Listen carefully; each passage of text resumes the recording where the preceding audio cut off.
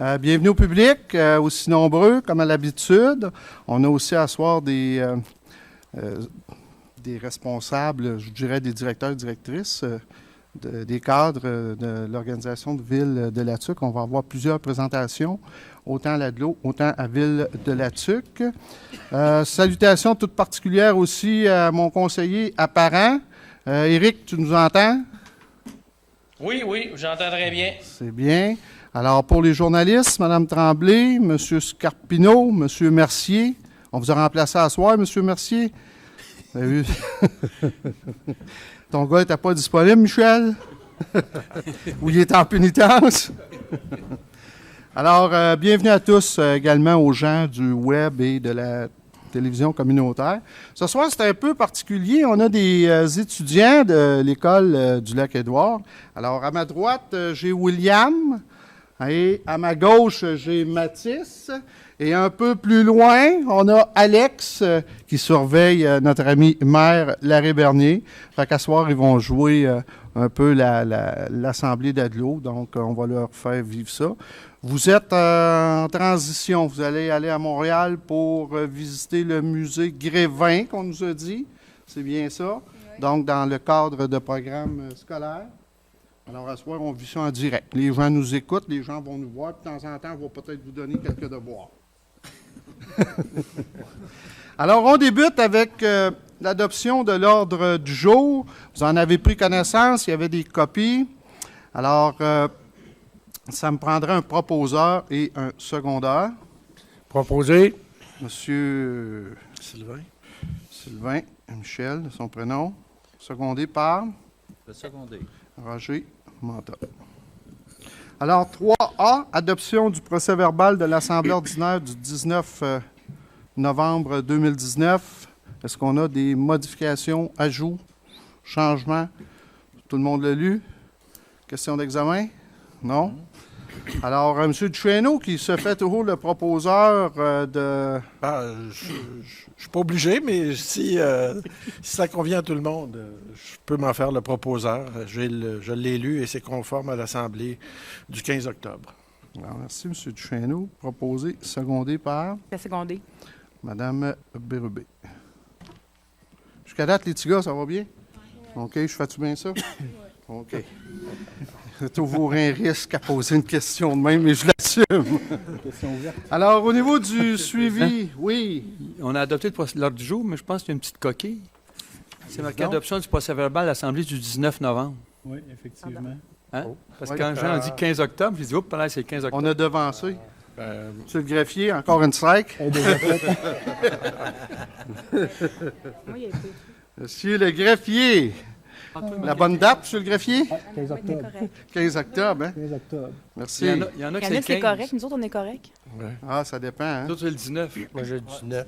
En version électronique, on a le 19 novembre. Sur papier, j'ai aussi le 19 novembre, mais on va corriger pour le 15 octobre. Ceux qui font rien font aucune erreur.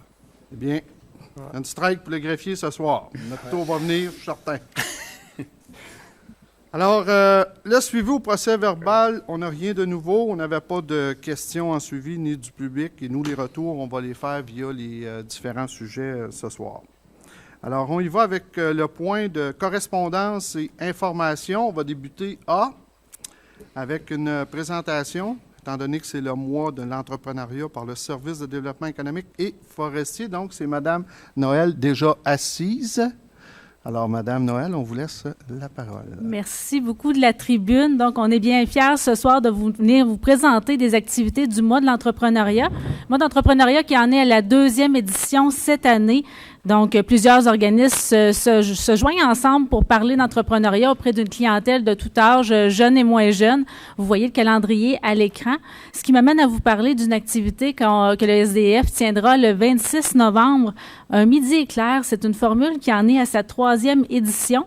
Donc, ce sont des dîners-conférences que nous organisons sur des sujets en lien avec le développement d'entreprise. Et on offre en même temps le dîner. Donc, le dîner est tout à fait gratuit pour les gens qui viennent se joindre à nous lors de ces midis éclairs. Nous allons parler ce mois-ci du profil de l'entrepreneur. Donc, c'est quoi être un bon entrepreneur? Avant de se lancer en affaires, je pense que c'est important de bien maîtriser les compétences et exigences nécessaires d'être en affaires. Et puis, on aura avec nous la coordonnatrice du cours Lancement d'une entreprise qui sera là aussi pour donner des informations sur cette formation-là, Lancement d'une entreprise, qui pourrait être dispensée à la TUC si nous avions suffisamment de participants. Donc, bien important de communiquer avec moi si vous voulez participer à l'activité du 26, qui est à place limitée, ou si vous avez de l'intérêt pour le cours Lancement d'une entreprise, de m'en faire part pour que nous puissions communiquer l'information à la dame qui sera avec nous à ce moment-là. Donc, si les gens veulent s'inscrire, il faut communiquer avec moi à la ligne Affaires Plus au 819-523-6111 le plus tôt possible. Et je me permets de vous montrer le visuel de l'activité. Donc, vous pourrez la voir sur Facebook. Je poursuis en vous parlant du défi Ose entreprendre. Donc, défi Ose entreprendre, qui est un concours organisé de manière locale, régionale et nationale. Les candidatures sont lancées en novembre, donc quelle belle occasion pendant le mois de l'entrepreneuriat. Si vous êtes le promoteur d'une nouvelle entreprise ou une entreprise qui a déjà participé au concours il y a plus de 5 ans, je vous invite à communiquer avec moi pour avoir tous les détails au niveau de l'inscription. Et nous sommes très chanceux cette année. Encore une fois, je vous montre le visuel du défi Ose entreprendre. La présidente d'honneur du défi au niveau régional est Mme Melissa Blackburn de la clinique vétérinaire Millie Black. Donc, c'est un bel honneur pour nous à la TUC d'avoir une présidente d'honneur du défi comme ça. Melissa a gagné le prix Réussite l'an passé. Et en terminant, je vous parle de 2 concours de la communauté entrepreneuriale auxquels le SDF est associé. Donc, je vous montre encore une fois les visuels. Concours Se lancer en affaires à la TUC. Donc, on vous invite à répondre à une question dont la réponse est disponible sur le site Internet de Choisir la TUC au www.choisirlatuc.ca à la section Entreprendre. Les informations sur le concours sont disponibles sur la page d'accueil du site et c'est bien intéressant. Un iPad est à gagner. Et le concours, si ça existait, on l'aurait. Donc, les parents vont reconnaître le petit visuel qui a été remis dans les pochettes d'école au début du mois de l'entrepreneuriat. Donc, c'est un concours qui s'adresse aux jeunes de 3e à 6e année et on les invite à inventer un produit qui pourrait répondre à un besoin qu'ils ont eux-mêmes identifié. 2 iPods sont à gagner. Encore une fois, c'est un concours qui est super intéressant, qui développe l'esprit d'entreprendre. Les 2 concours sont disponibles jusqu'au 30 novembre. Donc, pour tout connaître de nos services et puis de nos activités, je vous rappelle que vous pouvez aimer la page Facebook du SDF La TUC. Voilà. Merci, Mme Noël. Ça me fait plaisir. Apprécié. Monsieur le greffier, on continue? Alors, on va y aller. Je vais demander à mon ami Mathis, parce que je me suis fait un ami. On va diriger le micro vers toi, mon garçon. Oui. Alors, on va y aller avec toujours le point correspondance et information au point B, si tu veux bien me lire. J'ai juste ça? Ici. OK. Présentation, implantation d'une sirène d'alerte en cas d'accident industriel majeur. Merci. Alors, on va inviter M. Bilodeau et Mme Landlet à venir faire la présentation. Merci, mon ami.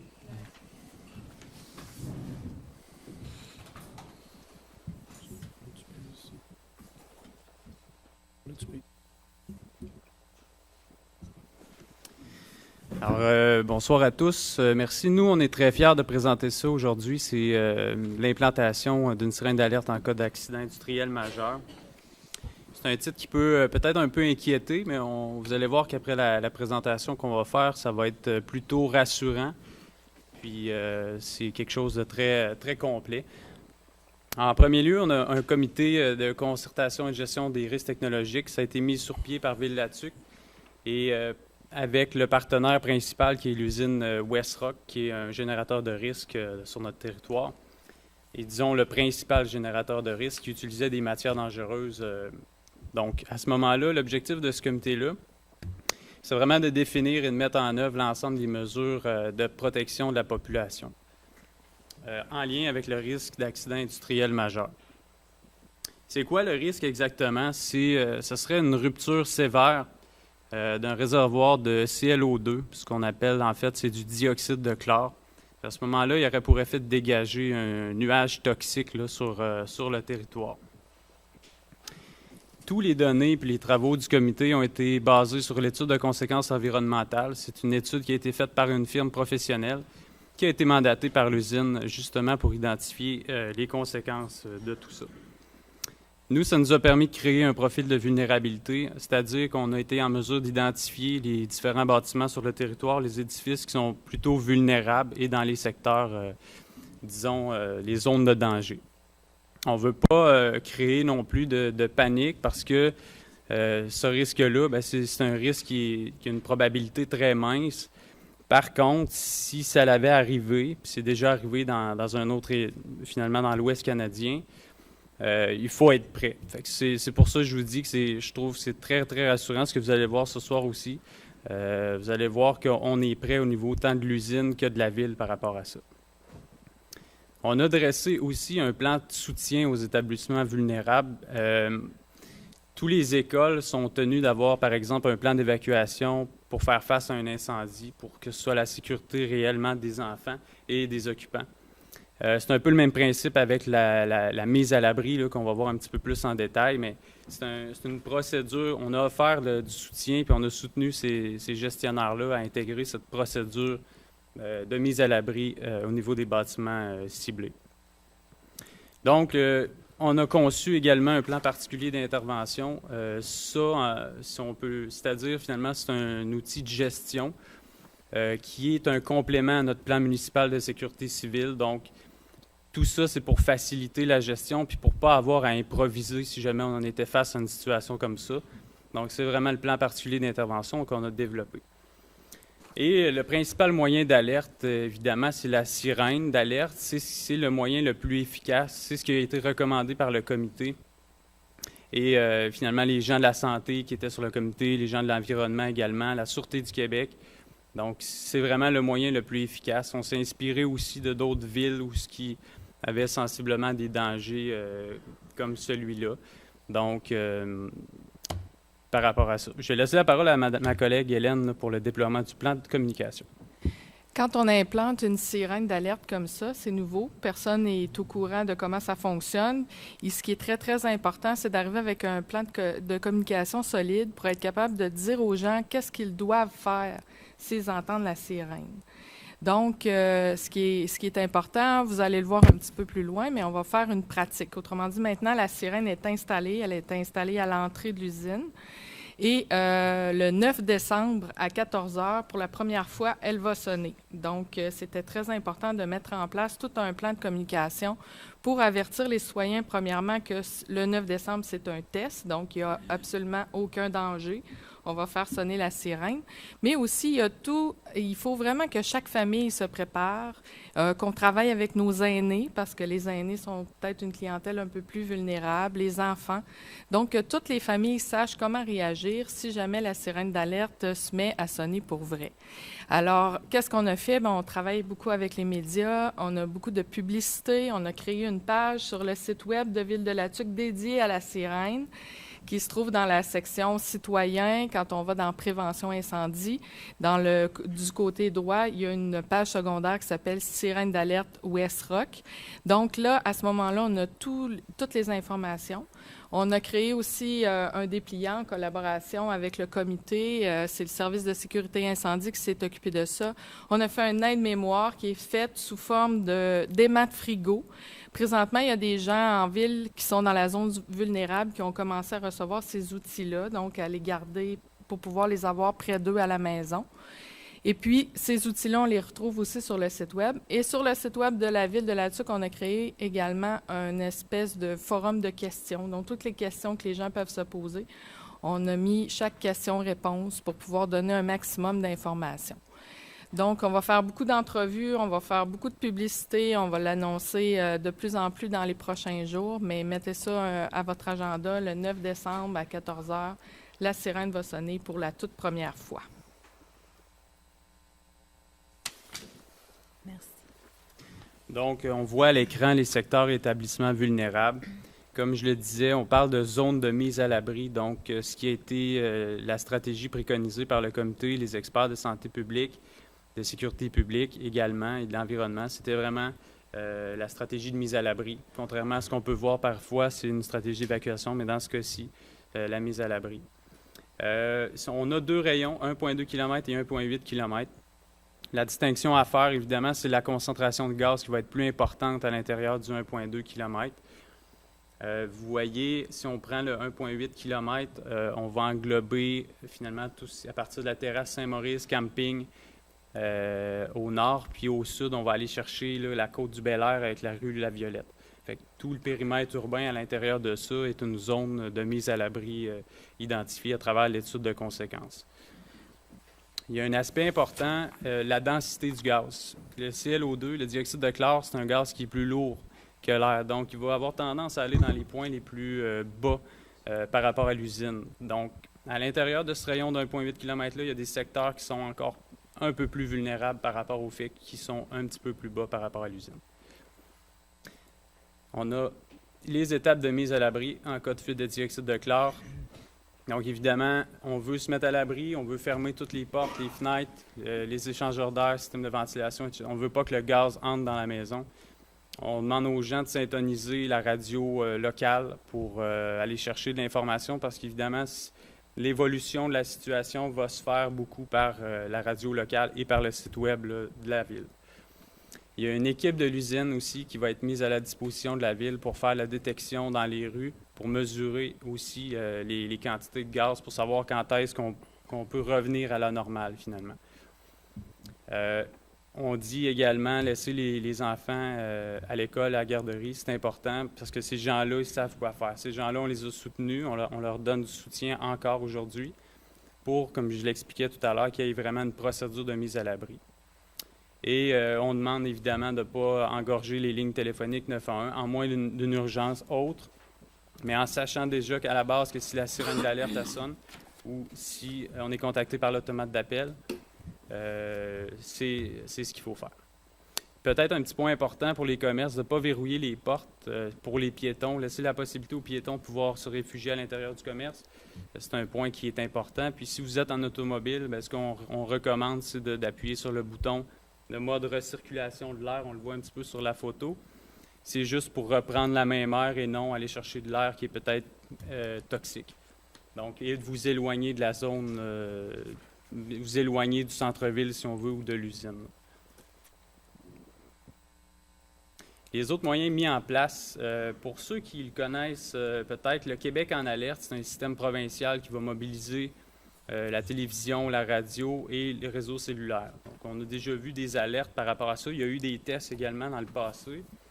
Donc, Québec en alerte, le risque, Westrock, la TUC, est inscrit à Québec en alerte. À ce moment-là, ça fait partie du schéma d'alerte d'aller mobiliser finalement cet outil-là qui va envoyer un message d'alerte, exemple, mise à l'abri, fuite toxique, la TUC. Puis ça va s'envoyer sur la région au complet. Et c'est beaucoup plus large que juste là-dessus, ça va être vraiment la région au complet. Donc, on a également l'automate d'appel. Je vais laisser ma collègue discuter de ça. Oui, donc présentement, les gens de la TUC, vous connaissez quand même l'automate qu'on fait les appels téléphoniques. Donc, on l'utilise assez régulièrement. Vous êtes habitués, habituellement, c'est moi qui fais les messages. On travaille présentement sur une refonte du site web de la municipalité. Et à l'intérieur de cette refonte-là, il y a un changement du système d'automate d'appel. Donc, on va avoir un nouveau système d'alerte aux citoyens. Et la grande différence, c'est que là, les gens vont pouvoir s'inscrire sur le site web de la municipalité et on pourra recevoir les alertes non seulement par téléphone, mais aussi par texto et par courriel. Donc, chaque personne va être invitée, on va faire une campagne quand le système va être en place, puis chaque personne va être invitée à aller cocher comment elle veut recevoir les alertes.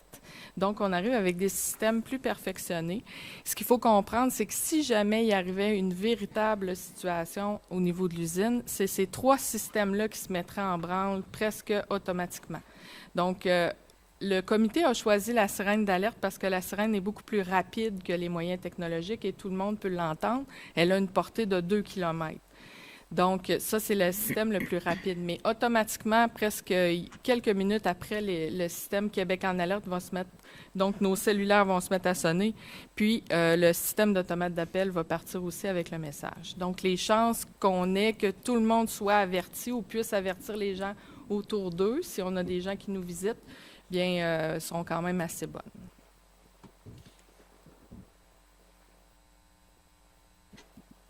On parlait également d'autres moyens d'alerte. Évidemment, la radio 97.1, c'est un partenaire qui va être important à l'intérieur de ça. On a parlé du site web également et Facebook de l'Écho de la TUC, entre autres. Oui. Les outils de sensibilisation, on en a glissé un mot tout à l'heure, on l'a expliqué un petit peu. En fait, on a développé le dépliant qui vous donne toutes les informations nécessaires, savoir quoi faire au son de la sirène, si on est contacté par Québec en alerte, si on est contacté par l'automate d'appel. Donc à ce moment-là, vous avez toute l'information nécessaire. L'aimant à frigo, tel qu'on l'a dit. Présentement, on a fait aussi beaucoup de distribution de dépliants. On est dans ça justement cette semaine.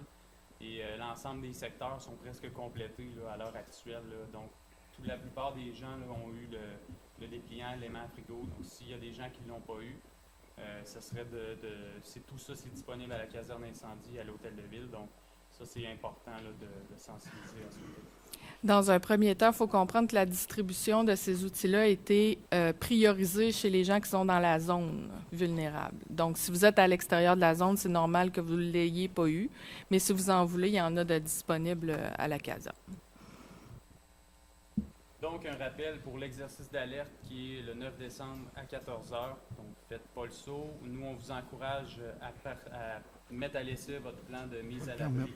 Et un rappel aussi, c'est qu'il va y avoir un exercice annuel comme ça, une fois par année, pour maintenir le réflexe du citoyen par rapport à cet exercice-là. C'est un petit peu une culture qu'il va falloir implanter tranquillement. Là. Donc, on va rappeler puis on va ramener ça à tous les années, un exercice annuel. Pour toute information, n'hésitez pas à communiquer avec les services de sécurité incendie au 819-523-9797. Puis on vous rappelle que les risques sont minimes, mais qu'on n'est jamais assez bien préparé à faire face à toute situation d'urgence. Donc, merci beaucoup.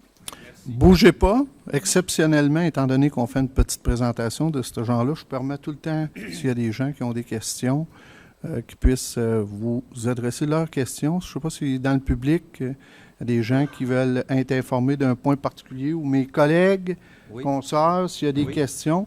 Alors, on va permettre au public, après ça, les gens du conseil vont sûrement vouloir vous poser des questions. Juste à vous décliner votre nom, s'il vous plaît. On vous connaît, mais juste pour les gens, pour que la télévision puisse savoir. Mon nom, c'est Marcel Saint-Pierre. J'habite le quartier Bel-Air. Si j'ai bien compris, M. Bilodeau, le 1,8 km s'arrête à la rue La Violette au Bel-Air. C'est exact. Fait que tous les gens qui sont au sud de la rue La Violette sont moins susceptibles d'être atteints. Parce que moi, j'ai travaillé là-bas, là, je sais c'est quoi le CLO2, je n'ai porté des masques, des full face, là, je connais ça. Et puis effectivement, c'est un gaz qui longe le sol. Fait que rester debout là, autant que possible et calfeutrez-vous, c'était la bonne idée. Mais ça veut-tu dire que passer 1,8 km, le danger est nul? Ça ne veut pas nécessairement dire que passer 1,8 km. L'étude de conséquences a identifié que c'était vraiment les périmètres les plus vulnérables ou à risque. Mais tout ça, c'est largement dépendant des facteurs environnementaux. Donc, la vitesse du vent, la direction du vent, ça pourrait arriver, le vent dans le bon sens, puis on n'aurait pas de répercussions au niveau de la population, ou peu. Mais dans d'autres cas, ça pourrait rester plus longtemps également. Ça pourrait peut-être aller un petit peu plus... Il n'y a pas une ligne très tranchée, c'est vraiment variable aux facteurs environnementaux. OK, d'accord, parce que nous, quand on était au travail, on disait « va-t'en le nez dans le vent, puis essaye de dépasser la fuite ». C'est plus sécuritaire pour toi. Une chose aussi qu'on n'a pas précisé, le principe de la sirène d'alerte est le suivant, puis c'est ça qui va se passer le 9 décembre aussi. La sirène, elle va sonner une première fois avec un son particulier pendant plusieurs minutes, peut-être 2 à 3 minutes. Ensuite, elle va s'arrêter. Si on avait un vrai incident, ça serait comme ça. Elle ne sonnerait pas tout le temps pendant 2 heures de temps. Là. Elle arrêtera à un moment donné. Et ce qui indique que l'incident est terminé, donc le 9 décembre, ce qui va indiquer que l'exercice est terminé, c'est qu'elle va sonner une autre fois avec un autre type de sonnerie. Donc, ce qui est important de comprendre, c'est que quand on entend la première fois la sirène sonner, on se met à l'abri, puis quand on l'entend une deuxième fois, il n'y a plus de danger. Merci. Autre question du public? Ça va? Alors, au niveau de mes collègues... Mme Bérubé? Oui, moi j'aurais une question. Là, on parle beaucoup du dioxyde de chlore, mais mettons que le vent souffle fort juste à l'extérieur de la zone d'1,8 km. Comment on fait pour reconnaître est-ce qu'on a des symptômes physiques? Est-ce qu'il y a des signes pour reconnaître ça? C'est quoi les conséquences d'être en contact avec ça? C'est un gaz qui va attaquer les voies respiratoires. Donc, c'est sûr qu'il va avoir aussi une petite odeur qui s'apparente au chlore. Les conséquences peuvent de plus en plus être graves. Ça peut aller jusqu'à l'œdème pulmonaire et dans des concentrations très, très fortes, ça peut aller jusqu'à des conséquences encore plus graves que ça. Mais c'est un petit peu ça, les symptômes. Mais on devrait sentir une gêne respiratoire avant d'en arriver là, oui, c'est ça? Une irritation au niveau des voies respiratoires et une odeur apparente. Puis on doit se rendre à l'hôpital, je présume? Oui, c'est certain que c'est une bonne question également parce que le centre de santé est très au fait de cette démarche-là et eux aussi, dans leurs mesures d'urgence, ont prévu un volet très complet par rapport à ça.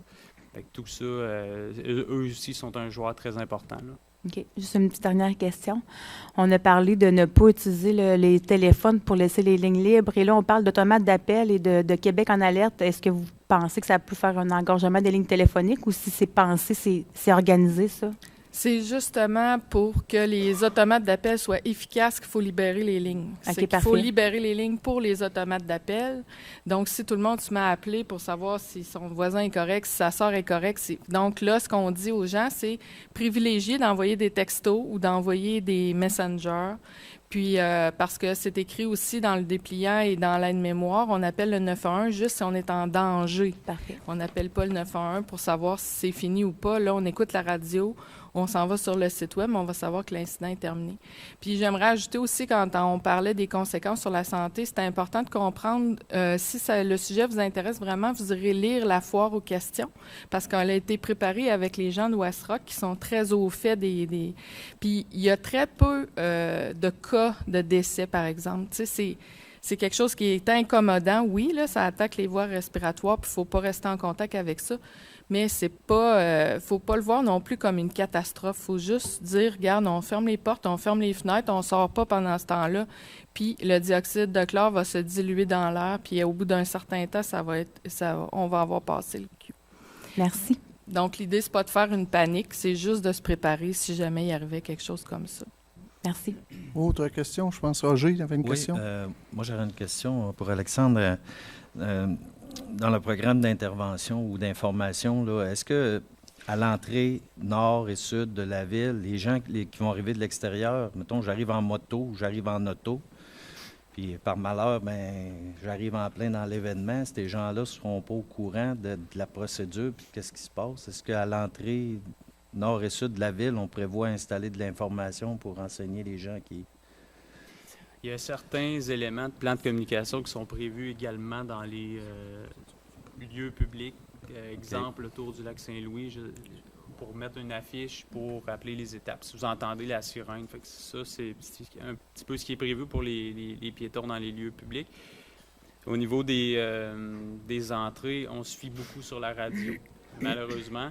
On a aussi tout le système là, de Québec en alerte là, qui va envoyer des messages également et l'automate d'appel. Mais l'idée, ça pourrait être bien de faire installer. C'est sûr qu'il y a certains secteurs qui sont en mise à l'abri, donc ça peut être difficile de faire certaines manœuvres. Mais l'idée pourrait être bien de faire des ajouts au niveau de peut-être des pancartes qui annoncent la situation là, pour que les gens rebroussent chemin peut-être. Là. Ou un jour, on pense à être capable de finir à pouvoir installer des panneaux électroniques, comme on voit dans certaines villes. Fait que ça, à ce moment-là, on pourrait se servir de des panneaux comme ça pour annoncer ces messages-là. Si on se fie aussi... Petite pause.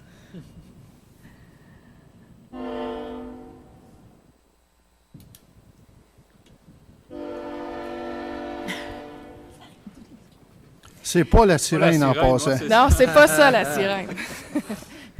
Il y a l'exemple de la ville de Victoriaville, par exemple. Eux, ils ont créé de l'affichage qui est installé dans différents parcs publics, différents endroits publics où c'est bien inscrit, c'est vraiment bien ce qu'ils ont fait, puis c'est inscrit, vous êtes dans la zone de la sirène d'alerte. Voici ce que vous devez faire si vous entendez la sirène. Donc, c'est sûr que c'est des éléments qu'on va regarder là, à l'intérieur des prochains mois. Ce qui pourrait arriver aussi, c'est que les services de police vont être mis à contribution, dépendamment de où va aller le gaz. À l'entrée de la ville, d'une de ces questions, on n'a pas beaucoup de sorties, on en a 2. Donc, il pourrait être très, très bien couvert par les services policiers à ce moment-là pour aviser, de détourner les gens vers la voie de contournement ou encore d'éviter, pendant une période X, de rentrer en ville si jamais il y avait un déploiement. Là. Autre question? Oui, Jean, une Jean. question aussi pour vous autres. Je présume que dans votre plan d'action, il va y avoir quelque chose de prévu parce que dans un an, il va y avoir des nouveaux propriétaires, des changements de propriétaires. Donc, pour aviser ces gens-là, il va y avoir quelque chose là, de prévu à cet effet-là. Hein. Oui. Dans les pompiers, on a des programmes de visite résidentielle. Donc, on a des dépliants qui vont être redistribués année après année là, lorsqu'on va être dans les zones vulnérables ciblées. Merci. Peut-être pour aider pour la télévision, André, je vais laisser à Mathis le soin de montrer à la télévision le pamphlet, juste à le tenir dans les airs, mon petit gars, c'est beau, le tourner. Alors, vous allez avoir un pamphlet éventuellement, il va l'expliquer. On t'a dit que tu fais bien ça. J'espère que la maîtresse, elle prend des notes pour donner des... Hein? Et ça va être, mon ami William, ça va être l'aimant qui va sur le frigo. Donc, on va le montrer comme il faut à la télé. Il va faire tout un spot là-dessus, mon ami. Alors, vous avez le pictogramme qui indique très bien là, ce qu'on doit faire si jamais ça l'arrivait. Alors, vous allez être avisé. Important aussi, j'ai vu que vous aviez peut-être ces deux dépliants-là, je pense, au bureau de la sécurité incendie ou à la caserne, mais j'aimerais qu'on aille de disponible aussi à l'hôtel de ville. Alors, peut-être nous en ramasser, étant donné qu'on aura 2 endroits où on pourra également fournir ces renseignements aussi à la population. Alors, je pense que Ville-de-la-Tuque est très proactive. C'est des systèmes qui sont connus. Quand on parle de sirènes, ça existe aussi dans les grandes villes. Moi, j'ai connu ça à Montréal parce qu'on a Énergir, il y a le gaz métropolitain qu'on appelait à l'époque, il y a les raffineries. Donc, c'est les moyens aussi d'aviser lorsqu'il y a des fuites ou des possibilités d'incendie. Vous savez que la 40 passe déjà à Pointe-aux-Trembles ou à Rivière-des-Prairies entre différents milieux industriels reliés au gaz. Alors, c'est des choses qui sont importantes. Je pense que les villes là où il y a des risques plus grands en fonction de certaines matières industrielles, bien, c'est la façon, je pense, la plus correcte ou la plus efficace pour être capable de rejoindre les gens. Alors, on le répète, le 9 décembre, c'est dans pas bien long, à 14 heures, on va avoir un premier coup de sirène qui va durer quelques minutes, un deuxième coup qui va faire foi que l'exercice est terminé. Et si je vous ai bien compris, tous les deux, il y aura un exercice aussi, suite à la question de Jean, annuellement qui nous permettront de populariser cette fameuse sirène-là. En passant, on sera demain à la radio. Moi et toi, Alexandre, pour être capable d'expliquer aussi le processus. Alors, on va faire une offensive d'information et à partir de ce soir aussi, les journalistes sont présents, vont nous faire un petit laïus dans les médias à l'effet que nous aurons une sirène d'alerte en cas de problématique de dioxyde de chlore réparti au niveau de l'usine Westrock. Je tiens à remercier tout le monde, vous remercier vous autres aussi. Je sais qu'il y a un comité aussi d'experts qui s'est penché là-dessus. Vous avez travaillé beaucoup. Alors, merci à vous tous. Et puis, la population en est maintenant avisée.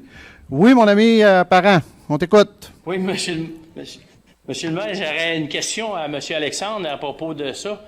Je ne sais pas si vous avez évalué les mêmes potentiels de risque avec les chemins de fer, avec tous les produits qui se transportent par le chemin de fer, parce qu'on sait que à Parent, c'est un peu exactement comme là-dessus que le village est coupé en deux par le chemin de fer, puis toutes les résidences sont à moins d'1 kilomètre du chemin de fer, puis on voit beaucoup de wagons, des réservoirs avec toutes sortes de produits qui partent de la ville, qui s'en vont vers les mines de l'Abitibi. Je vois du diesel, je vois de l'essence, je vois aussi du chlore. Je ne sais pas si moi, après moi, ça serait pertinent peut-être d'inclure dans un plan de mesure d'urgence apparent aussi le même type de prévention que vous faites là. Je ne sais pas si ça serait pertinent. Là. D'après moi, oui. Là. Absolument. On a un plan municipal de sécurité civile qui va englober justement la portion parent. Puis c'est tous des plans génériques qu'on a à faire.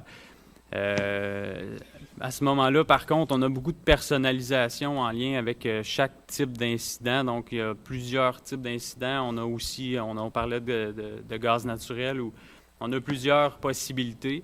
Mais effectivement, il y a beaucoup de personnalisation dans ça. Puis, on a aussi eu un volet d'aide financière qui sert également à mettre en place beaucoup de planification de mesures d'urgence comme ça. Donc, c'est une nouvelle qu'on a reçue dernièrement, cette semaine. Et ces sommes-là d'aide financière vont pouvoir servir aussi à à faire de la mise à jour de la planification de mesures d'urgence comme ça également. Puis, Parfait. Alexandre, tu pourrais rajouter aussi que le produit n'est pas transporté tel quel par les wagons, il est plutôt transporté à sec et fabriqué à partir de l'usine Westrock aussi.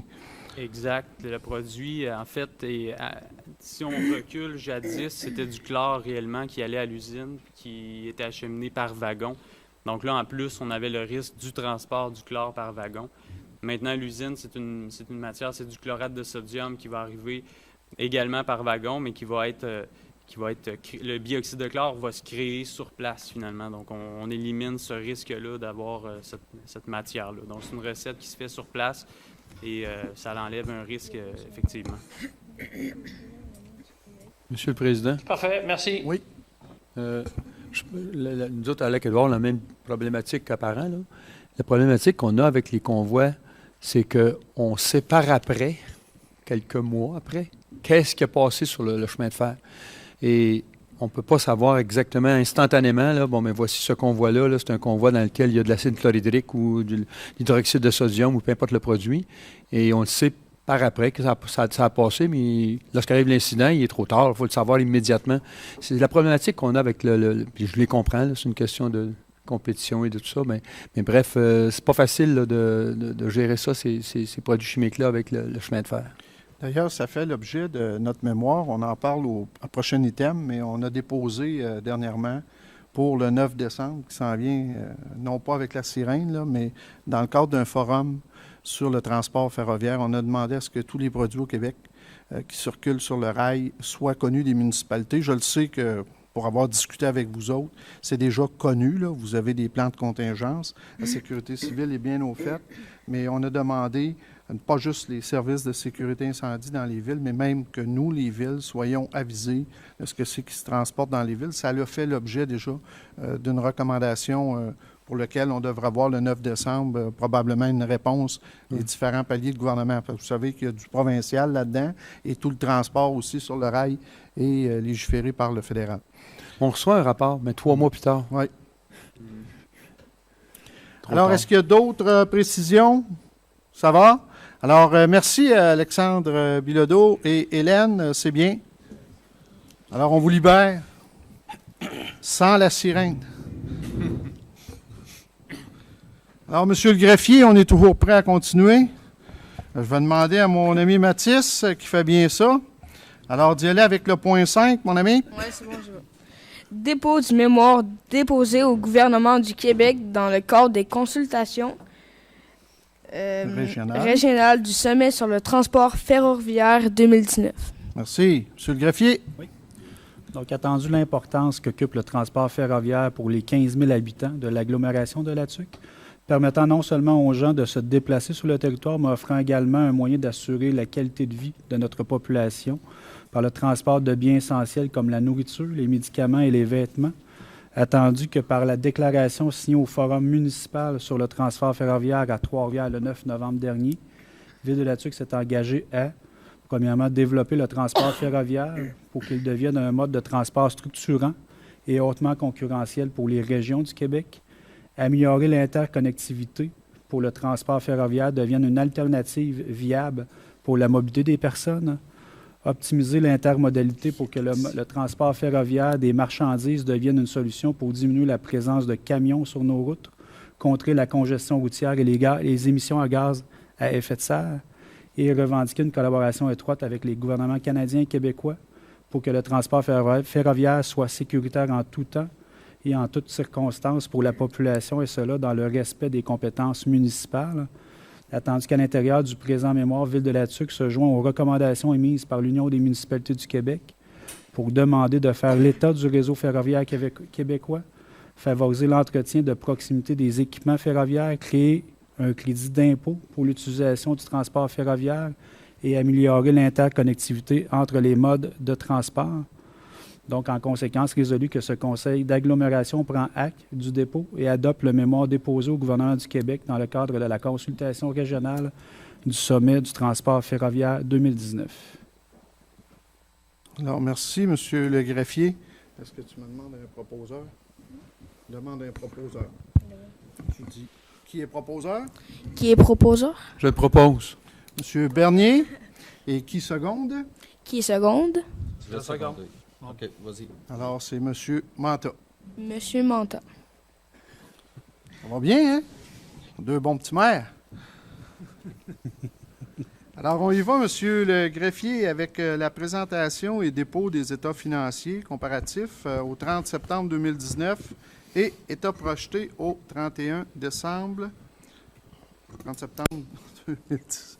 On a encore une petite coquille? Non? Ça va? OK. De toute façon, 30 septembre au 31 décembre 2019. Ça va être Mme Gervais Bonsoir. qui va faire la présentation. Bonsoir, Christine. Donc, au niveau des deux états financiers qui sont déposés, donc on a celui qui est comparatif du 30 septembre 2018 avec le 30 septembre 2019. Cet état, ce n'est qu'un dépôt. Selon la loi, il n'y a pas vraiment d'analyse là, qui est faite à ce niveau-là. Donc, l'état financier vraiment qui nous intéresse et sur lequel on passe quand même un petit peu plus de temps, c'est l'état financier au niveau du projeté. Donc, on essaie de déterminer, de prévoir où va se situer la fin d'année au 31 décembre 2019. Donc, comme je disais, c'est un état financier qui nous donne un aperçu de la fin d'année 2019. C'est un examen qui est fastidieux. Donc, on analyse chaque compte de revenus et de dépenses et on prévoit à combien il va se chiffrer au 31 décembre. Donc, au niveau des revenus, normalement, je vous dirais que c'est généralement stable et lorsqu'on est au mois de septembre, on connaît normalement là, la taxation est effectuée pour l'année, les subventions sont rentrées. Donc, normalement, au niveau des revenus, on est quand même assez stable et on est plus certain là, des chiffres qu'on va retrouver au 31 décembre. Au niveau des dépenses, donc, c'est un petit peu plus difficile à prévoir. Il y a certains comptes qui dépendent de la météo, ne serait-ce que si on parle de sinistre ou au niveau du déneigement. Il y en a d'autres qui sont répétitifs, donc on peut vraiment se baser sur l'historique pour déterminer à quel niveau ils vont se situer au 31 décembre. D'autres comptes, on peut utiliser nos appels d'offres. Donc, souvent, c'est des appels d'offres qui sont déjà, les prix sont déjà connus. Et il y a certains comptes qui sont imprévisibles. Donc, après cet examen, on s'attend à terminer l'année financière 2019 avec un surplus légèrement plus haut que celui de 2018. Donc, il se situerait entre 35 et 40 000. Donc, si on se souvient, la fin d'année du 31 décembre 2018, on était environ là, entre 16 et 17 000 $. Donc, on peut parler du double là, à peu près pour l'année 2019. Donc, depuis 2 ans, on est en restriction budgétaire au niveau de Ville-de-la-Tuque. Les surplus sont encore timides. Je suis d'accord avec vous. Dans le fond, ce qui arrive aussi, c'est qu'on doit rembourser des dépenses qui, dans le passé, ont été basculées par en avant. Donc, on doit rembourser des dépenses qu'on a, en quelque sorte, empruntées pour dire, bien, on va l'utiliser là, puis on va le rembourser plus tard. Donc, là, on est dans ce cheminement-là de rembourser ce qui a été emprunté. Quand tout va être remboursé, quand tous les montants vont être remboursés, là, on pourra dire qu'il s'agit de vrais surplus. On pourra alors, dans le fond, appliquer nos surplus soit au remboursement supplémentaire de la dette ou même de commencer à penser à payer des immobilisations directement avec nos surplus. Et dans le fond, en bon français, on peut dire payer nos IMO cash plutôt que d'emprunter et de n'en mettre sur la dette à long terme. Donc, on attend ce moment-là avec impatience. La situation financière de Ville-la-Tuque s'est améliorée. C'est sûr que le fruit d'une partie du travail qui est fait depuis 2 ans va être tangible dans le budget 2020. Donc, vous pourrez vous en apercevoir là, lorsqu'il y aura le dépôt du budget. Par contre, ce que je dirais, c'est qu'il faut quand même continuer dans le sens où on est parti, parce que c'est ce qui va vraiment assurer une stabilité et un maintien de nos finances municipales. Alors, merci. J'ai bu vos paroles, madame. Alors, le surplus projeté pourrait être dans une fourchette entre 35 et 40 000 oui. Pour cette année, contrairement à l'an passé où on parlait d'environ 16 000. Donc, j'ai bien compris qu'on est en amélioration, ça va bien, on est en contrôle de nos finances. Également, on est toujours en restriction budgétaire. Ça, il faut que les gens comprennent ça. D'ailleurs, Il y a plusieurs organismes qui l'ont compris aussi cette année, parce qu'il a fallu réduire les enveloppes. Finalement, on a contraint un peu partout, mais on n'a pas négligé quand même les services. Alors, je tiens à féliciter ton travail, Christine, avec toute ton équipe, avec le directeur général aussi, et tous les cadres de l'organisation. Je pense que c'est bien important parce qu'on voit de plus en plus de travail d'équipe. On voit que les gens sont plus sensibilisés à toute la question budgétaire et financière de Ville-de-la-Tuque. On le voit aussi, on l'a vu cette année dans la confection aussi du budget qu'on va présenter dans moins d'un mois. Alors, je te félicite pour le travail que tu fais pour l'ensemble des citoyens et Ville-de-la-Tuque. Merci. Alors, Monsieur le greffier. Excusez-moi, ça prend une résolution. Donc, il est résolu que ce conseil d'agglomération prend acte du dépôt par la directrice des finances et trésorière, Mme Christine Gervais, des états financiers comparatifs au 30 septembre 2019 ainsi que des états projetés au 31 décembre 2019. Ça prendra un proposeur que secondaire. Proposé par? Propose. Monsieur Martel, secondé par? Puis, Monsieur Sylvain. Pardon? Unanime? Oui. Dis-les plus fort, Roger. Unanime? Oui. Unanime, ça va? Oui. Alors, Michel, passons ton tour. Passera au prochain. Fait que c'est Monsieur Unanime et non Monsieur Sylvain. Alors, on y va avec le point 7, octroi d'aide financière via le Fonds de développement des territoires.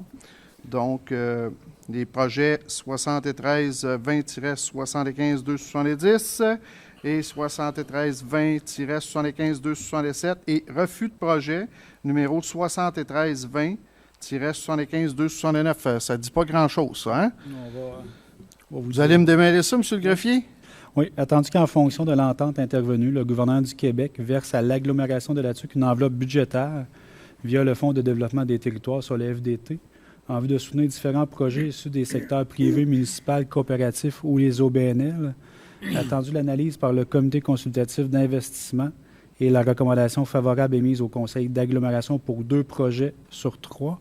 Donc, en conséquence, résolu que ce Conseil d'agglomération octroie les aides financières suivantes.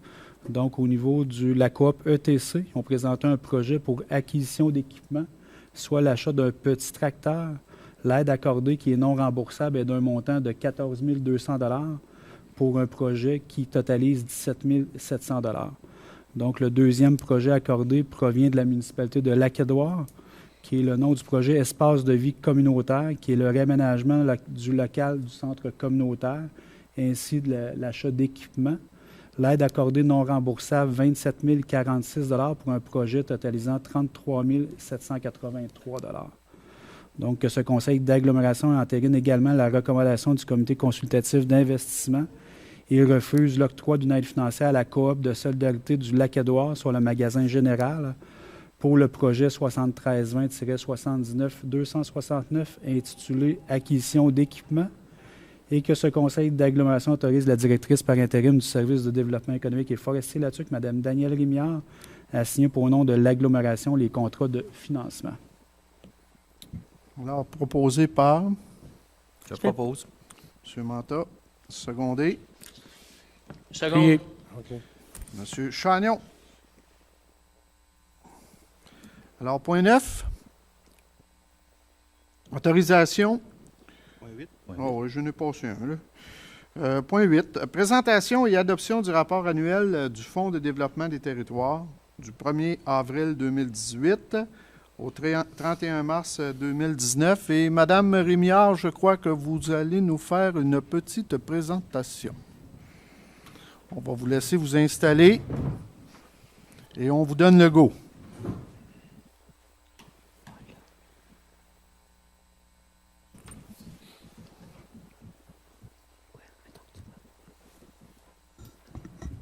Donc, bonsoir tout le monde. Je salue mes collègues de Ville-de-la-Tuque, mesdames, messieurs les élus, les journalistes et 2 membres de mon équipe assez gentils pour venir m'écouter ce soir et plus communément appelés les 2 Julie, que je salue.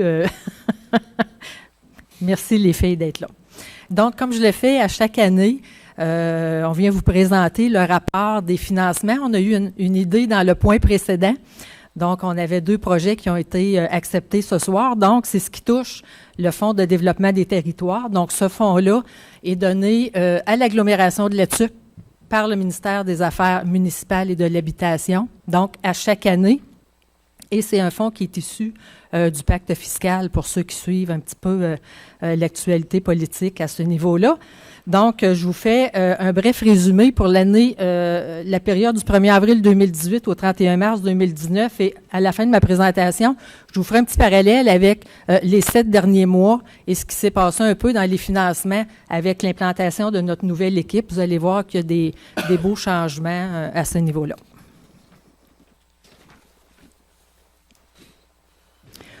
Donc, j'ai quelques copies à mon siège, ceux qui en voudront après, là, juste pour vous dire aussi que ça va être mis sur le site Internet de Ville de Letuc dans les prochaines semaines. Je ne mettrai pas trop de pression à Mme Langlais. Ce ne sera pas les prochains jours. On va faire ça le plus tôt possible. Donc, pour l'année 18-19 du FDT, il y a eu 23 projets et ententes sectorielles issus de l'agglomération de Letuc qui ont été financés pour des investissements totaux de l'agglomération de 897 267 $. Et ça, c'est en aide financière non remboursable. C'est intéressant de le dire. Donc, ça donne un bon coup de main à nos organisations et à nos entreprises. D'ailleurs, quand on parle de notre clientèle cible, on parle des entreprises privées, on parle des entreprises collectives. On va en voir quelques exemples tout à l'heure, les OBNL et les municipalités, qui peuvent ainsi entreprendre des actions qui ont dynamisé concrètement l'économie de notre territoire.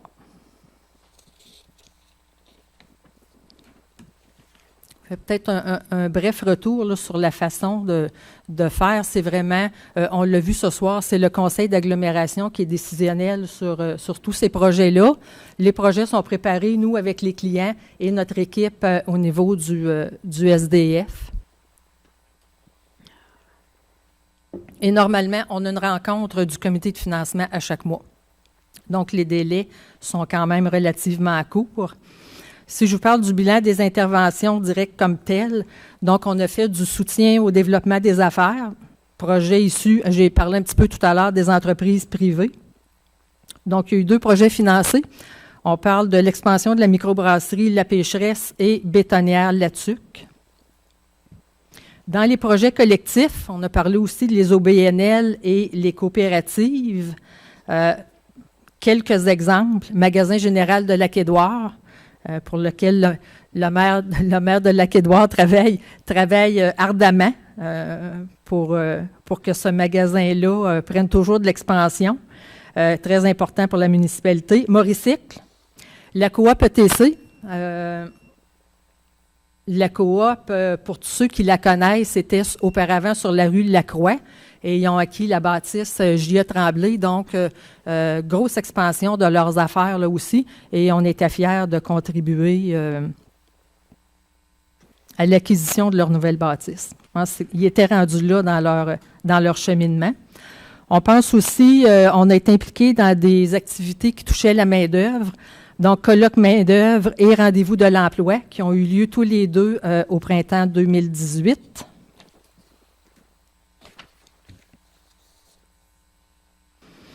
Il y a aussi dans nos projets, on appelle le soutien aux projets issus de l'agglomération de Letuc et des 3 municipalités qui la composent.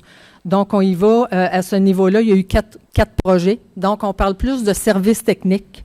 Les services techniques du SDF, les services techniques au niveau du service d'aménagement qui travaille aussi des projets de développement avec nous et une initiative qu'on a démarrée il y a quelques années pour les 2 municipalités rurales, donc Lac-Édouard et la Bostonnais.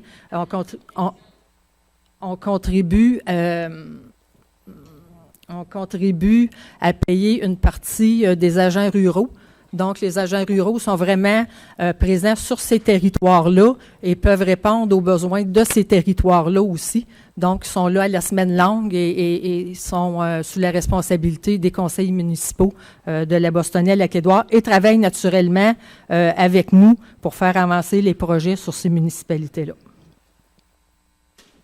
Au niveau touristique, on parle de projet création d'une destination touristique, donc les 3 pôles. On parle aventure en ville, aventure nature et le projet avec la pourvoirie Audanac.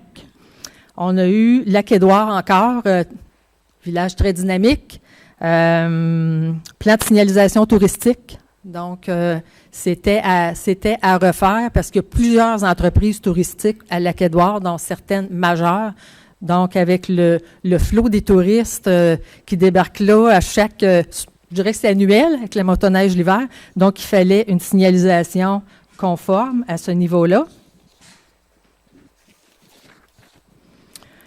Il y a aussi un soutien à la diversification économique. Donc, on parle de prospection en termes de besoins d'hébergement, en termes aussi de développement de la filière des produits forestiers non ligneux avec nos partenaires du Conseil de la Nation Atikamekw. Donc, on travaille beaucoup depuis plusieurs années des projets avec nos amis du CNA et aussi avec les réserves autochtones qui sont des partenaires très précieux pour nous. Je termine avec les ententes sectorielles régionales. Ça, c'est peut-être un petit peu plus méconnu, mais c'est que la Mauricie est une région très dynamique et dans certains secteurs d'activité, il s'est regroupé des tables. On pense à l'ATR, l'Association touristique régionale. On pense à l'agriculture et à l'agroalimentaire. M. Bernier, président, on appelle le PEDAM. Et il y a des ententes aussi en développement social. Donc, ça, c'est des grands dossiers régionaux. Et dans quelques cas, là, si je pense à l'entente en tourisme, bien, avec les sous que les partenaires injectent et que le gouvernement injecte, bien, les entreprises touristiques ont la possibilité de déposer des projets et l'argent finit par nous revenir. Et il nous revient souvent plus que ce qu'on a injecté. Donc, c'est une retombée très intéressante pour le Haut-Saint-Maurice. Donc, les 3 ententes sectorielles en financement également.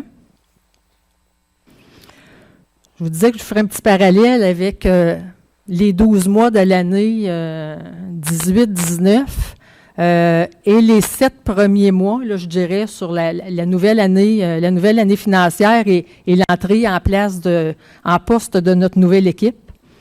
Donc, en 7 mois, on a, à 2 projets près, on a le même nombre de projets. On a des investissements de 150 000 $ en plus. Et il y a eu 35 visites d'entreprises, 35 nouvelles entreprises qui ont été visitées et où il y a certains projets qui ont commencé à s'implanter et à lever pour 1 042 000 d'investissement du Conseil d'agglomération. Donc, et ça, ce que je tiens à dire, c'est juste au niveau financement. On ne parle pas des autres dossiers. Ce soir, on fait vraiment la reddition de compte du FDT, mais il y a une multitude d'autres dossiers qui sont travaillés à l'interne au niveau vraiment technique. Ça nous fera plaisir éventuellement, début du printemps, de venir vous en jaser un petit peu plus. Donc, c'est ce qui fait le tour de notre FDT 2018-19. Merci, Mme Rémillard. Ce que je constate, on l'oublie parfois, mais vous partez d'un fonds, qui est le Fonds des territoires, avec une enveloppe d'environ 900 000. Vous avez des retombées économiques, vous avez généré des retombées économiques de l'ordre de 14 millions et plus. C'est important, là. On part de 900 000, on s'en va vers 14 millions de retombées économiques.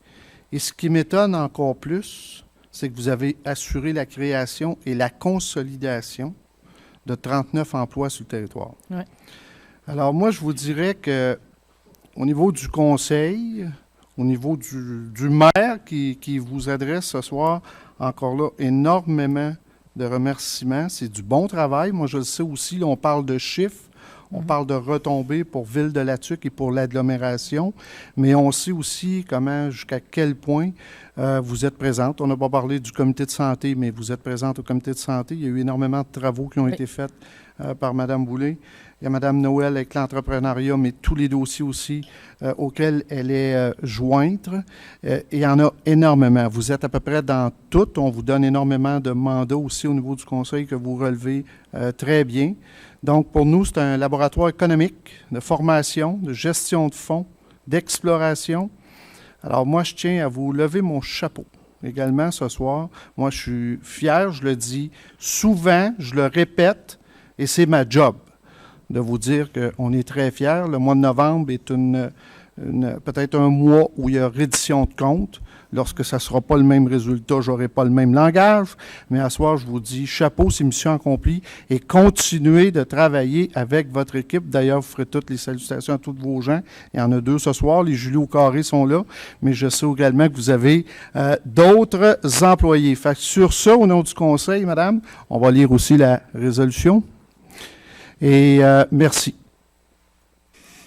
Donc, en conséquence, résolu que ce conseil d'agglomération adopte le rapport annuel d'activité du Fonds de développement des territoires couvrant la période du 1er avril 2018 au 31 mars 2019. Je vais m'en faire le proposeur.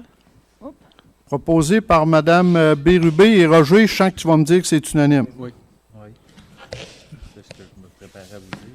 Merci. Vous m'avez volé les mots de la bouche. Je l'ai senti, tu t'es approché. J'avais même envie d'applaudir, moi. Bien, faites-le, M. Bernier. 1,14, là, c'est fort, là. Oui. On applaudit.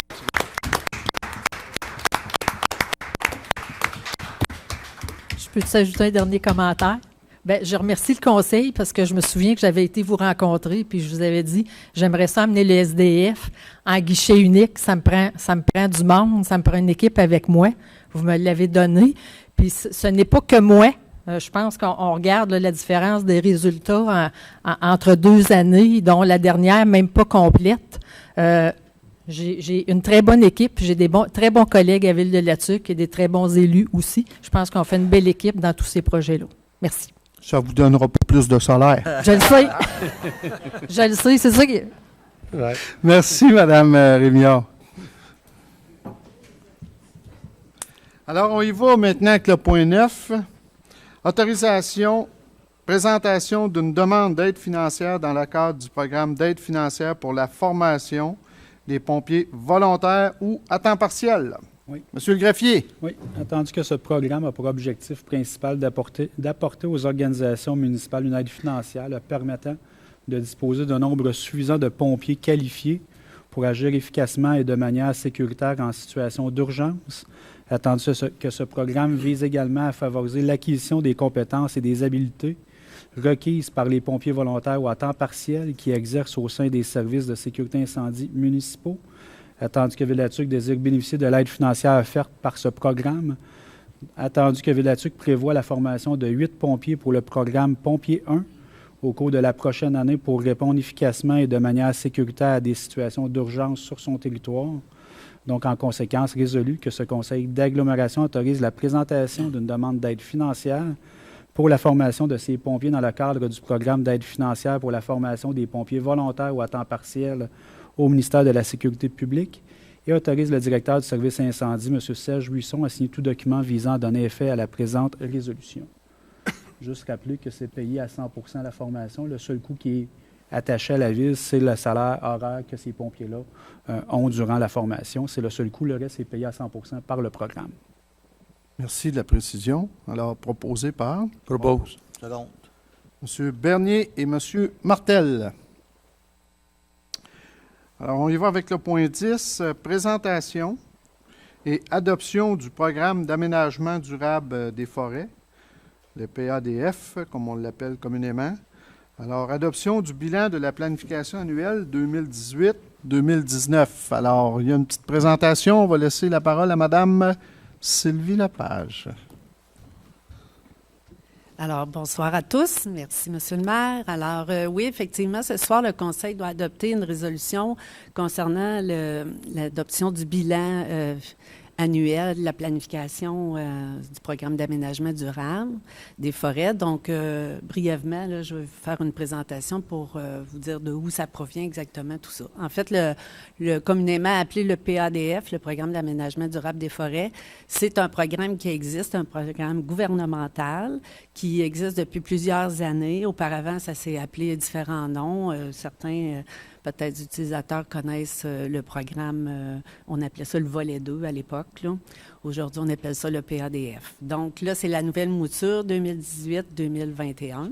Donc, en fait, ça émane de où? Ça émane de la loi sur l'aménagement durable du territoire forestier.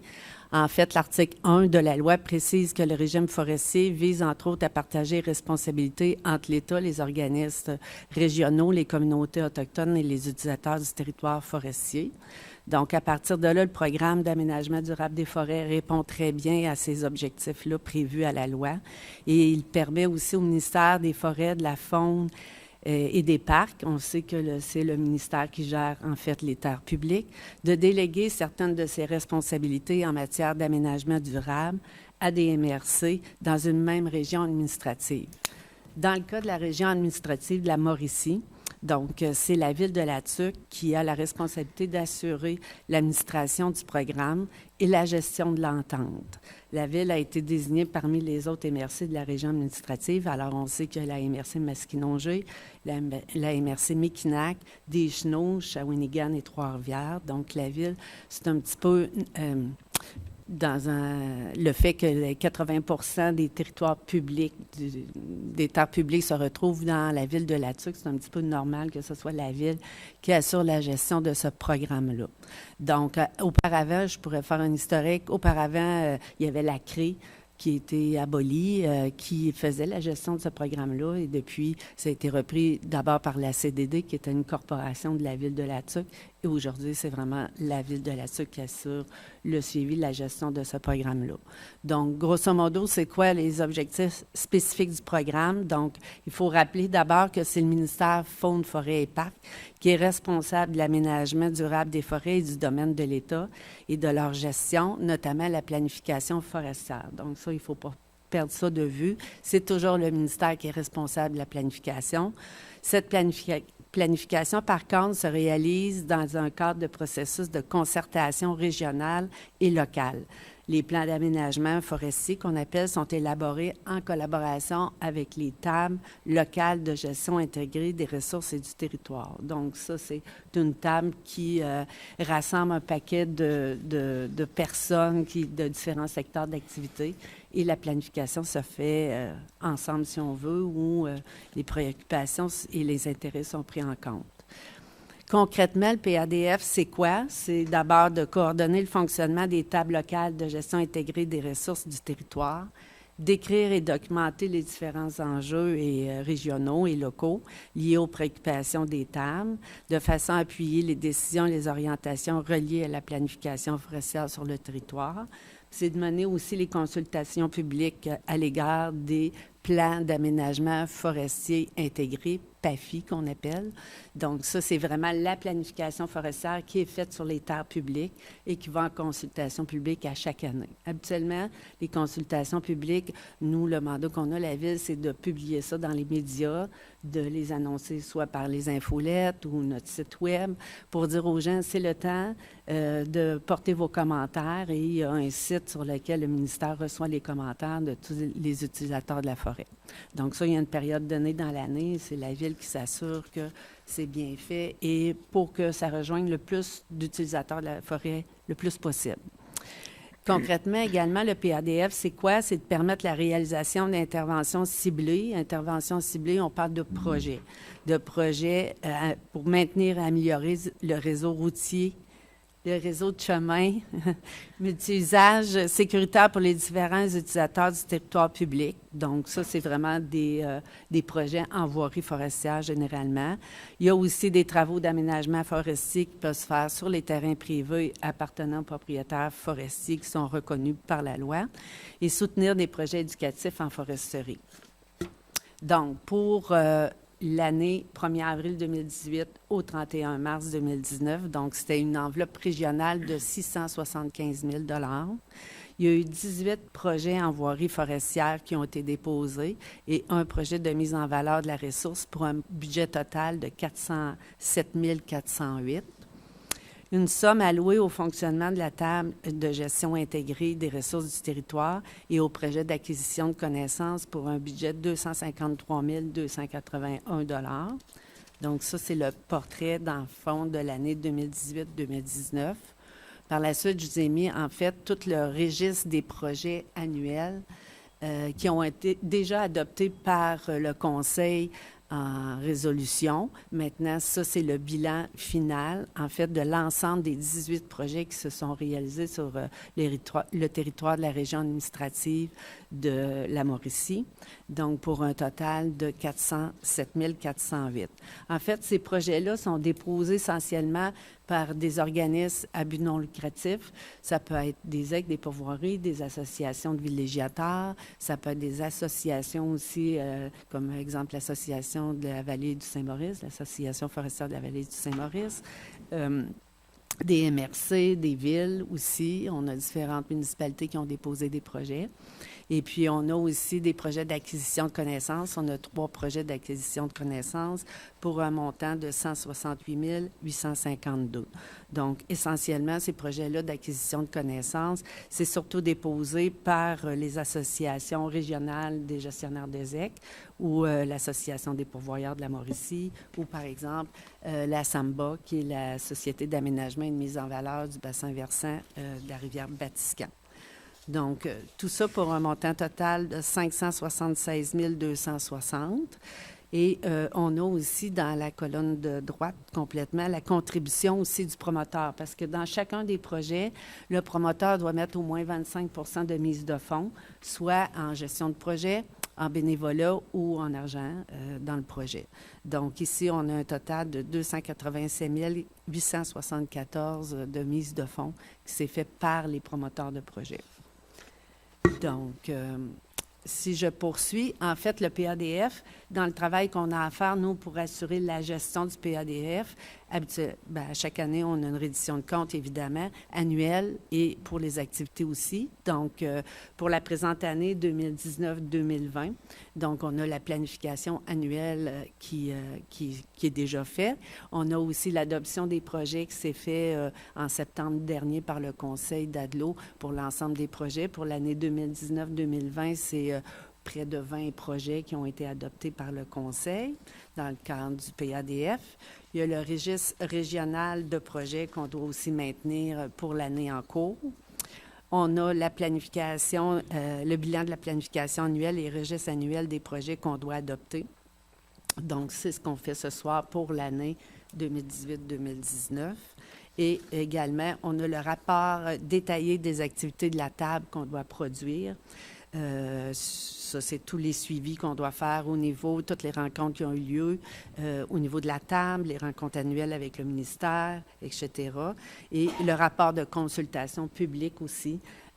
Lorsque les gens formulent le commentaire sur le site du ministère, bien, nous, on se doit de faire un rapport qu'on doit transmettre par la suite au ministère Faune, Forêt et Parcs.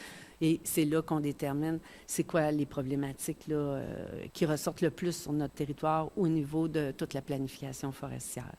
Donc, essentiellement, là, c'est un résumé très bref, là, mais en fait, c'est le mandat que la Ville a par rapport au programme d'aménagement durable des forêts, qui est un programme gouvernemental qui a été reconduit là, pour les années 2018-2021. Donc, on a 3 ans encore.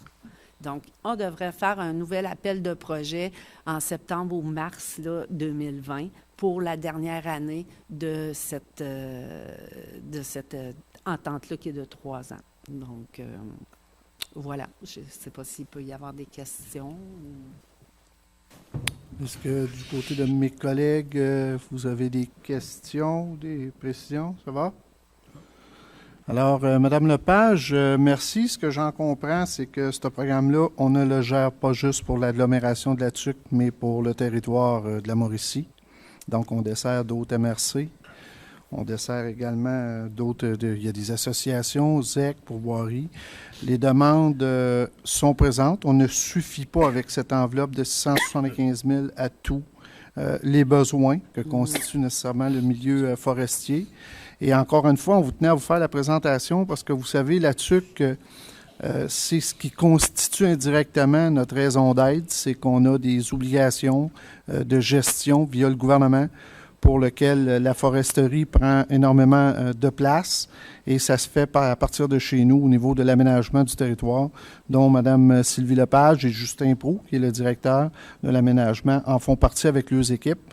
Alors, merci, c'est votre reddition de compte. Merci pour l'excellent travail. J'aimerais remercier aussi par la même voie notre conseiller municipal apparent, parce que je sais qu'il siège également sur la table GIR. Je ne sais pas si, Éric, tu as quelques commentaires au niveau de la table GIR.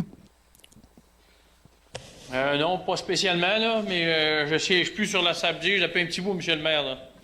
OK. Alors, on n'avait pas été avisé. Alors, c'est ça. Merci quand même à toi pour le travail. Madame Lepage, pour votre travail et votre équipe. Monsieur le Président, j'aurais un commentaire. Allez-y. Madame Sylvie a dit que le budget était de 600 quelques mille. 675 000. Notre territoire à nous, là, n'a pas diminué. Hein? Au contraire, ça a augmenté en termes de villégiateurs, etc. Donc, de chemins forestiers et tout. Ouais. Et le budget, je pense qu'il est coupé d'à peu près de moitié. Mais sans qu'on a déjà été en haut d'1 million que Marco nous précisait, mais c'est ça, là. Alors, voyez-vous, ces gens-là font quasiment des miracles présentement, là. Parce que les besoins n'ont pas changé. Au contraire, les besoins ont augmenté. Mais le budget a coupé de moitié. Mm-hmm. Oui, à chaque année, en fait, il y a plus de demandes que de budget. Là. Donc, tous les projets sont diminués d'autant. Donc, à chaque année. Mais il y a eu une demande à cet effet-là de revenir comme les enveloppes antérieures là, pour pouvoir permettre justement d'accueillir plus de projets encore. Ils gèrent la Belgique avec 674 000. Oui. C'est ça, et il ne faudra pas lâcher les représentations que l'on fait actuellement auprès des gouvernements. Pour que cette enveloppe-là, on l'a dans le mémoire, il faut tout simplement le travailler, continuer de faire les pressions nécessaires pour aller chercher ces argents-là, parce que on a plus de responsabilités, on a plus de gestion d'année en année. On sait jusqu'à quel point le territoire aussi forestier, la villégiature, les chemins. Écoutez, sur le territoire de l'agglomération de la Tuque, c'est 30 000 kilomètres de chemins forestiers auxquels il faut remplacer des ponceaux, il faut entretenir ces chemins-là, il y a du débroussaillage, alors on a une partie réelle, puis les EC, écoutez, on a 65 pourvoiries, 4220 villégiateurs, des chalets, alors de plus en plus, il va falloir se donner une vision, une orientation et sensibiliser le gouvernement à ces enveloppes-là qui ne sont pas suffisantes pour l'ensemble du territoire que l'on dessert. Alors merci encore une fois, Mme Lepage. Ça fait plaisir. Alors, Monsieur le greffier, on y va de la réseau. Résolution, donc, en conséquence, résolue que ce conseil d'agglomération adopte le registre annuel des projets pour les années 2018-2019 du programme d'aménagement durable des forêts, soit le PADF, représentant une contribution financière de 576 260 $ concernant les 18 projets en ce qui concerne les travaux en milieu forestier et les 3 projets en acquisition de connaissances également. Donc, il y a également que le conseil d'agglomération prend acte du dépôt du rapport de l'auditeur indépendant effectué par la firme Mallette, ainsi que des états financiers pour la période du 1er avril 2018 au 31 mars 2019 du programme d'aménagement durable des forêts, soit le PADF. Alors, proposé par? Propose. M. Manta, est-ce que c'est unanime? Y aller. Oui. Oui. Alors, point 11, désignation du président et vice-président de l'agglomération de la Tuque au sein de la table des élus de la Mauricie, Inc. Oui, attendu que les élus de la Mauricie ont été invités à déterminer leurs priorités régionales de développement et qu'elles furent intégrées par la stratégie gouvernementale pour assurer l'occupation et la vitalité des territoires pour les années 2018 à 2022, servant également à orienter l'utilisation du fonds d'appui au rayonnement des régions, soit communément appelé le phare.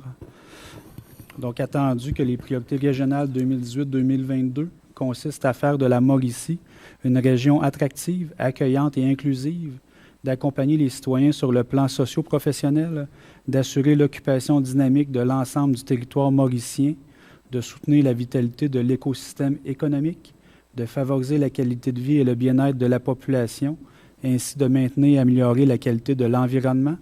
Donc, en conséquence, résolu que ce conseil d'agglomération désigne le président du conseil d'agglomération et maire de la ville de la Tuque, M. Pierre-David Tremblay, ainsi que le vice-président du conseil d'agglomération et maire de la municipalité de Lac-Édouard, M. Larry Bernier, pour siéger au sein du conseil d'administration de la table des élus de la Mauricie, afin de représenter l'agglomération de la Tuque, et également que ce conseil désigne également le directeur général de la ville de la Tuque, M. Marco Letiec, à titre de membre observateur sans droit de vote, et la directrice par intérim du service de développement économique et forestier de la TUC, Mme Danielle Rémillard, pour agir en son absence. Alors, merci, Monsieur le greffier. Quelques mots pour vous dire que la table des élus de la Mauricie, c'est un endroit où on discute avec tous les maires de la région. Il y a le maire de Trois-Rivières, le maire de Shawinigan, le maire de Masquinongé, et on pourrait en passer, je ne veux pas toutes les nommer, mais on est une table qui regroupe peut-être une vingtaine d'acteurs. C'est un droit de vote, soit par MRC ou encore par territoire d'Adelot. Vous aurez compris qu'on est la seule Adelot, les autres étant des MRC ou encore des villes. C'est à partir de la table des élus aussi où se décident tous les projets provenant du fonds d'aide au rayonnement des régions. Et il va se créer dans le pacte fiscal, le nouveau pacte fiscal, le fonds de la ruralité. Donc, ça va bénéficier, en fait, il va y avoir une fusion de différents fonds, dont le fonds des territoires, le phare qu'on appelle, puis tout ça. Je ne veux pas rentrer dans tout ça, mais il y a de l'argent. Ou différents projets, ça peut être des projets de type communautaire, social, du privé également, de nos municipalités, alors qui passent par le gouvernement. Il y a des paramètres à rencontrer. Et non seulement ça passe par le gouvernement, mais aussi il y a un filtre qui se fait au niveau de la table des élus. Alors, je siège sur cette table-là d'élus avec M. Larry Bernier, qui est maire de Lac-Édouard. Et aussi, Larry nous donne un grand coup de main au niveau de l'agglomération, en ce sens où non seulement il y a des activités du côté de la Fédération québécoise des municipalités parce qu'il agit à titre de président. Donc, autour de ça, je sais que vous savez que Larry aime beaucoup l'agriculture pour être agronome de métier. Alors, tout ce qui touche également à l'agroforestier ou l'agriculture, le PEDAM, en tout cas plusieurs projets, plusieurs fonds aussi dans la région de la Mauricie. On sait que Larry joue un rôle, est un acteur clé, mais joue un rôle aussi important de ce côté-là. Alors, tous les deux, on a pris indirectement, c'est un vote, on ne s'astine pas souvent, Larry, mais on fait figure pour défendre notre propre région. Et à ce titre, on s'adjoint bien sûr le directeur général et Mme Rémillard aussi, où Mme Rémillard fait un travail du côté des organismes sociaux, communautaires, et Marco amène toute la dimension aussi administrative de l'agglomération de Ville-la-Tuque. Alors, je voulais remercier ces gens-là parce qu'on est encore là au mois de novembre. On rend des comptes à notre population. On a eu énormément de travail cette année. C'est une table qui peut se réunir 4 à 5 fois par année où passent différents projets plus régionaux parce qu'on est de plus en plus régional. On ne s'en cachera pas. On a juste le développement de la rivière Saint-Maurice. C'est un gros dossier. Il s'en vient du développement aussi, ce qu'on appelle le marketing territorial. Alors, il y a beaucoup d'orientation. À partir de là aussi, on rencontre les gens des différents paliers de gouvernement. Alors, je pense que c'est très, très important d'être présent sur la table des élus. Et je tiens à remercier Marco, Larry et Mme Rémillard. Monsieur le greffier pour le réseau, bien, c'est fait. Alors, ça me prendra un proposeur. Proposé. Par M. Sylvain, secondé par... Secondé. M. Mercure. Alors, on y va au point 12, appui pour la création d'un nouveau fonds pour financer la réfection du réseau routier local. Oui. Donc, attendu la demande d'appui de la MRC du Haut-Saint-François et de 5 municipalités, soit les municipalités de La Patrie, Amted, Stockton, Lingwick et Whedon, qui sont situées en Estrie, en date du 30 octobre dernier, attendu que de nombreuses routes en milieu ruraux sont en piètre état, attendu que des municipalités en milieu ruraux ne peuvent assumer adéquatement les frais de réfection et de maintien de ces routes, attendu que le programme de voirie locale actuellement en vigueur ne permet pas aux municipalités rurales d'y participer en raison notamment de la compétition avec les besoins de plusieurs grandes villes, attendu que la MRC du Haut-Saint-François et 5 municipalités longeant la route 257 ont signé une entente confiant à la MRC la réfection et l'entretien de cette route, attendu que la MRC du Haut-Saint-François et 5 de ces municipalités initient un mouvement afin de demander au ministère des Finances, à la ministre des Affaires municipales et de l'Habitation, ainsi qu'au ministre des Transports, la constitution d'un nouveau fonds bien garni financièrement tout en considérant les éléments suivants, donc la capacité de payer des municipalités, l'accès difficile aux programmes existants, les défis de développement des milieux ruraux avec facteurs défavorables et la pérennité des infrastructures. Donc, en conséquence, résolu que ce conseil d'agglomération appuie, par la présente résolution, la MRC du Haut-Saint-François et des 5 municipalités et participe activement à la demande pour la constitution d'un nouveau fonds servant à financer la réfection et le maintien des routes en milieu rural et que cette demande soit adressée au ministre des Finances, M. Éric Girard, à la ministre des Affaires municipales et de l'Habitation, Mme André Laforêt, au ministre des Transports, M. François Bonnardel, ainsi qu'à la députée de La Violette-Saint-Maurice, Mme Marie-Louise Tardif, afin de susciter l'engagement de ces instances et rassembler les budgets nécessaires. Alors, c'est une demande d'appui qu'on reçoit soit d'un regroupement de villes ou de MRC dans leur démarche. On le fait, nous aussi, à l'occasion. Alors, je pense que c'est tout à notre honneur de poursuivre. On a les mêmes problématiques en ce qui a trait au financement des réseaux routiers locaux. Alors, ça me prendra un proposeur. Propose. M. Bernier, est-ce qu'on y va unanimement? Unanime. Unanime? Oui. Unanime. Alors, on y va avec 13 avis de motion pour le projet de règlement adoptant les quotes-parts pour le financement des dépenses d'agglomération pour les prévisions budgétaires 2020. Alors, M. Bernier. Comme je suis momentanément à fun, je vais demander à Alex de lire le texte pour moi. Je sous-signais Larry Bernier, membre du conseil d'agglomération, d'un avis de motion qu'à une assemblée ultérieure de ce conseil, il sera déposé pour adoption un règlement avec dispense de lecture décrétant les quotes-parts des municipalités liées afin de pouvoir au financement des dépenses d'agglomération pour les prévisions budgétaires pour l'année 2020. Larry, prépare-toi à prendre ta retraite. Maintenant, on a un nouveau négociateur pour les quotes-parts. Hein? Ça sera Alex qui viendra régler les quotes-parts pour la municipalité du Lac-Édouard. Tu as bien fait ça, mon ami. Nous, on est presque le passé. Eux autres, c'est l'avenir. Oui. Alors, on y va au point 14. Projet de règlement adoptant les quotes-parts pour le financement des dépenses d'agglomération pour les prévisions budgétaires 2020. Monsieur le greffier? Oui.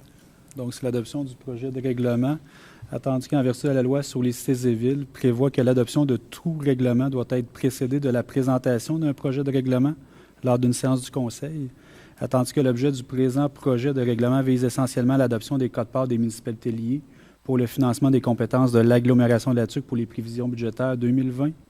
Donc, en conséquence, résolu que ce conseil d'agglomération adopte le présent projet de règlement décrétant les quotes-parts des municipalités liées afin de pourvoir au financement des dépenses d'agglomération pour les prévisions budgétaires pour l'année 2020. Vous avez remarqué qu'on n'a pas de chiffres. C'est assez spécial. On adopte un projet dans lequel on n'a que des mots parce qu'il faut déposer un avis de motion un mois avant le réel dépôt des quotes-parts. Alors, c'est la loi qui nous oblige. Si on ne le faisait pas ce soir, bien, ça nous contraindrait de faire notre avis de motion au mois de décembre et de mettre notre assemblée au niveau de l'acceptation des quotes-parts en janvier. Alors, ça se retarde, c'est purement administratif, les raisons pour lesquelles on le fait. Donc, l'avis est donné et on sera en mesure de déposer nos quotes-parts au mois de décembre. Alors, ça me prendrait un proposeur, M. Sylvain, Proposé. je pense. Et secondé par? Secondé. Mme Bérubé. Moi, je suis d'accord avec le montant qui est inscrit là, sur le projet de règlement. Moi aussi. C'est parce que le greffier m'a écrit, moi, 202 000. Ça aussi, je suis d'accord. C'est moins que l'an passé. Correct. C'est encore moins. Hein, c'est bien écrit 202 000, les petits gars, hein? Non, 2020. C'est écrit 2020. Alors, on y va avec maintenant point 15, adjudication, service de transport intermunicipal, période de 3 ans.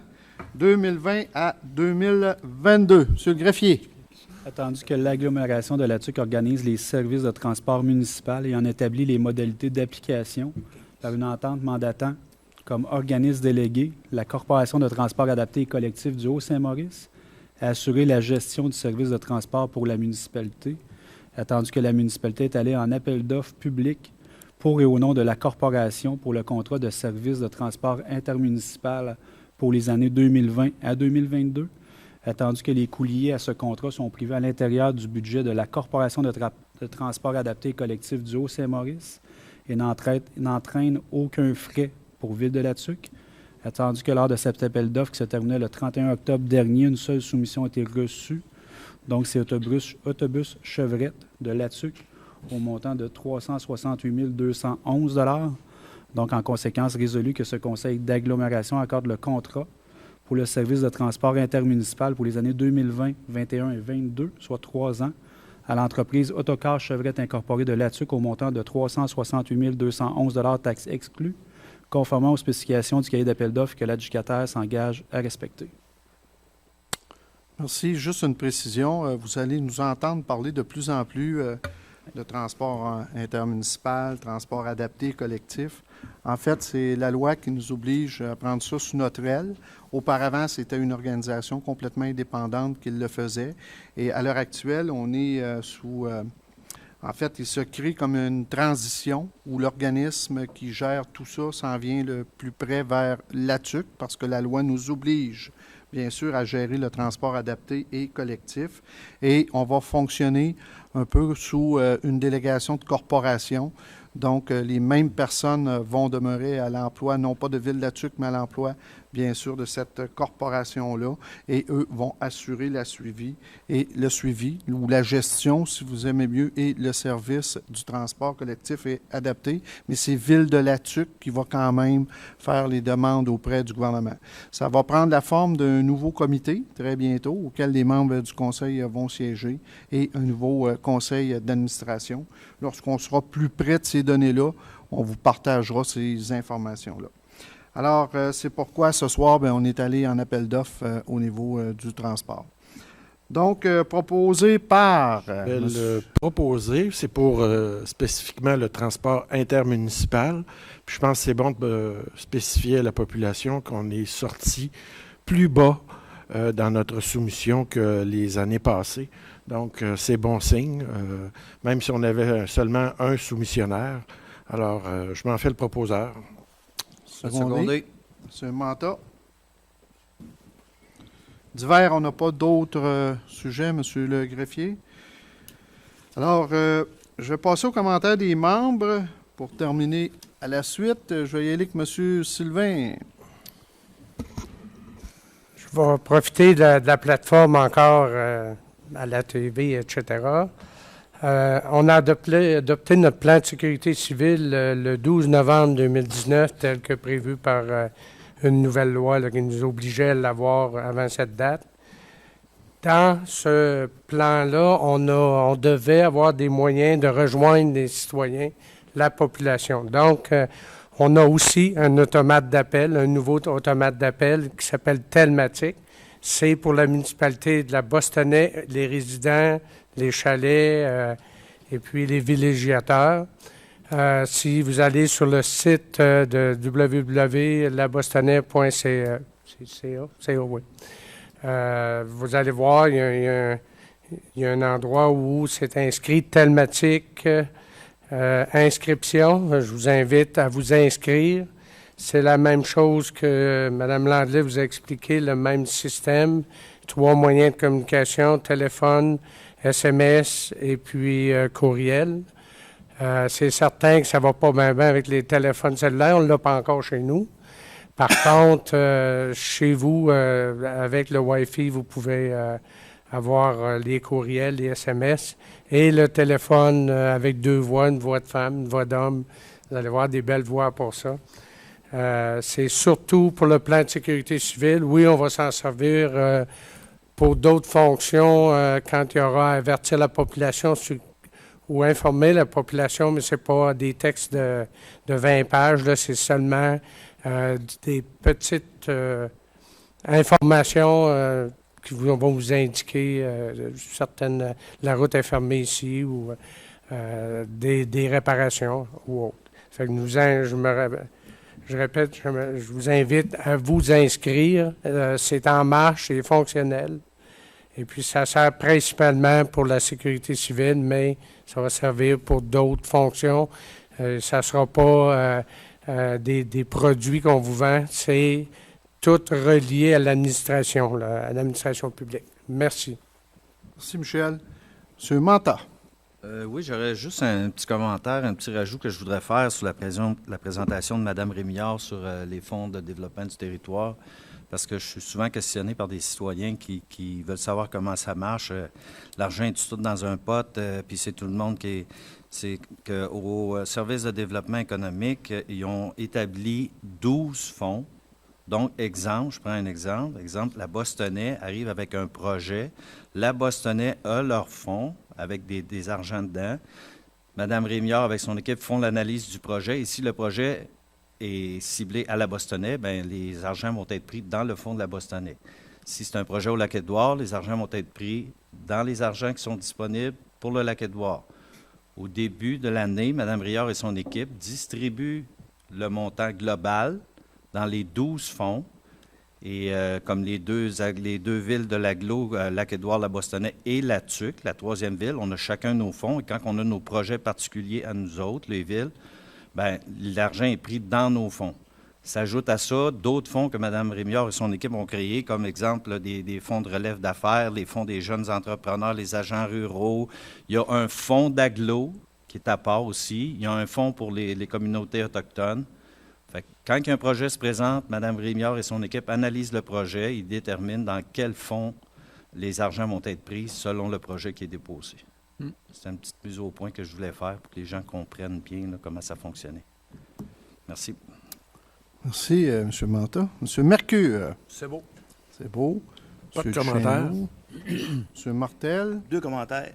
Un, peut-être une lettre de félicitations à l'École centrale, parce que lors du gala jeunesse des Jardins, ils ont reçu un prix pour le projet Labo créatif scientifique. Fait que ce serait de mise de leur envoyer une petite lettre de félicitations, puis aussi peut-être une résolution de condoléances pour notre collègue, ainsi qu'à toute sa famille pour le décès de M. Mata. Merci. Mme Bérubé. Commentaire, merci. Alex et Larry. Moi, je veux juste apporter quelques précisions. D'abord, les élèves de Lac-Édouard ne sont pas en congé aujourd'hui, ils sont en classe présentement. Ça rentre dans le cadre du cours Univers social où ils ont à apprendre comment fonctionne la démocratie. Donc là, on les a montré comment fonctionne un gouvernement régional. Chez nous, ça sera un gouvernement local. Puis quand on va à Québec, bien, c'est provincial. Puis quand on va à Ottawa, c'est le Sénat puis la Chambre des communes. Donc, ça fait partie de leur cours. Et demain et après-demain, ils ne sont pas encore non plus en congé. C'est des sorties pédagogiques. C'est relié aux cours de sciences, aux cours d'éducation à la citoyenneté, je pense, ou univers social. Là. C'est ça. En gros, c'est relié à ces deux types de cours-là. Et ce soir, on a la chance d'avoir 60% des élèves de Lac-Édouard et 50% des enseignants de Lac-Édouard. On a 5 élèves, dont 2 à la maternelle 4 ans qu'on n'a pas emmenés, les maternelles 4 ans. Là. Ils font dodo présentement. Puis les 3 autres enseignants sont occupés à d'autres choses. On est 6 enseignants pour 5 élèves. Mais on a déjà été mieux que ça. On a déjà été 9 enseignants pour 2 élèves quand on a commencé. Alors, bravo aux citoyens qui s'impliquent. Moi, je suis bien content parce que ça montre le dynamisme d'une communauté qui décide de se prendre en main parce qu'on ne peut pas attirer des jeunes familles si on n'a pas une école. On va continuer à gérer avec des petits vieux comme moi. C'est ça qui va arriver. Alors, bref, bravo à ceux qui s'impliquent. Alors, merci, Larry. C'est une belle initiative. Pour le professeur, bien, ce soir, je pense qu'il mérite toute une note de 10 sur 10. Hein? On est tous... Qui propose? Yes. C'est proposé et c'est secondé unanimement. Fait que sur le volet politique 101, il passe facilement le test. Alors, quelques commentaires. D'abord, pour terminer l'Assemblée de l'Aglo, je ne cacherai pas qu'on est préoccupé par... oui, il y a notre ami apparent, mais je vais y revenir. Étant donné qu'il a quitté la table gire, ne me l'a pas dit, je vais le mettre en pénitence une demi-heure. Alors, pour ce qui est de la route forestière, qui va sûrement le concerner également, je suis certain qu'il m'écoute, on est énormément préoccupé par la sécurité de la route forestière. Cette route-là qui relie, bien sûr, la TUC à Parent, qui a une distance d'environ 200 km. On a réuni hier différents intervenants. Alors, ça partait des gens, des Atikamekw, de la communauté de Wamantashi, des élus également sur le conseil de bande de Wamantashi. Il y avait la police de Wamantashi, il y avait des gens d'Hydro-Québec, des gens de Rémabec, on avait des gens des différents ministères, dont le ministère des Transports du Québec, on avait le ministère des Terres et Forêts, on avait des contracteurs. Écoutez, on avait pas mal de monde hier, la salle était pleine chez nous. Et on a fait un topo en ce qui a trait à la sécurité sur la route 25. On sait qu'il peut y avoir des pointes journalières jusqu'à 800 véhicules dans un sens. Écoutez, quand on parle d'aller vers Wamantashi ou encore vers Parent, c'est des pointes d'environ 800 véhicules par jour. La moyenne est d'environ 600 quelques véhicules par jour. Donc, c'est important. C'est un artère qui est énormément en développement. Également, on le sait, le constat, c'est que l'utilisation de cette route-là se fait peut-être trop rapidement. Il y a des accidents, il y a des risques d'accidents. On l'a connu nous autres mêmes. Alors, on a réfléchi avec les différents organismes, les différents gens qui sont concernés par cette route-là, les entreprises forestières, entre autres, et Hydro, puis tout ça. Et on sait que c'est une responsabilité qui est partagée, que la sécurité. On a demandé aussi à ces organismes-là de voir à rencontrer leurs employés aussi pour abaisser la vitesse. Et cette route-là se doit d'être partagée, mais de façon aussi sécuritaire. Donc, le radio est de mise aussi de se rapporter. On sait qu'il y a des opérations forestières importantes. Il y a des camions qui voyagent, des planétaires qu'on appelle, qui sont 2 fois la largeur d'un camion ordinaire. Alors, il y avait une question aussi d'entretien. On veut que cette route-là soit également propre, soit sablée et bien déneigée l'hiver. C'est à la charge du ministère des Transports. Alors, on voulait s'assurer que ça soit fait. Alors, on va grossir le comité. On a un comité présentement formé là, de différents intervenants pour la route 25. Et je ne vous cacherai pas qu'on travaille fort aussi pour qu'elle soit reconnue sur toute sa longueur. Parce qu'on sait la dynamique qu'on vit, c'est que l'hiver, entre Wamantashi et Parent, c'est une centaine de kilomètres. S'il n'y a pas d'opération forestière, cette route-là n'est pas entretenue, n'est pas grattée.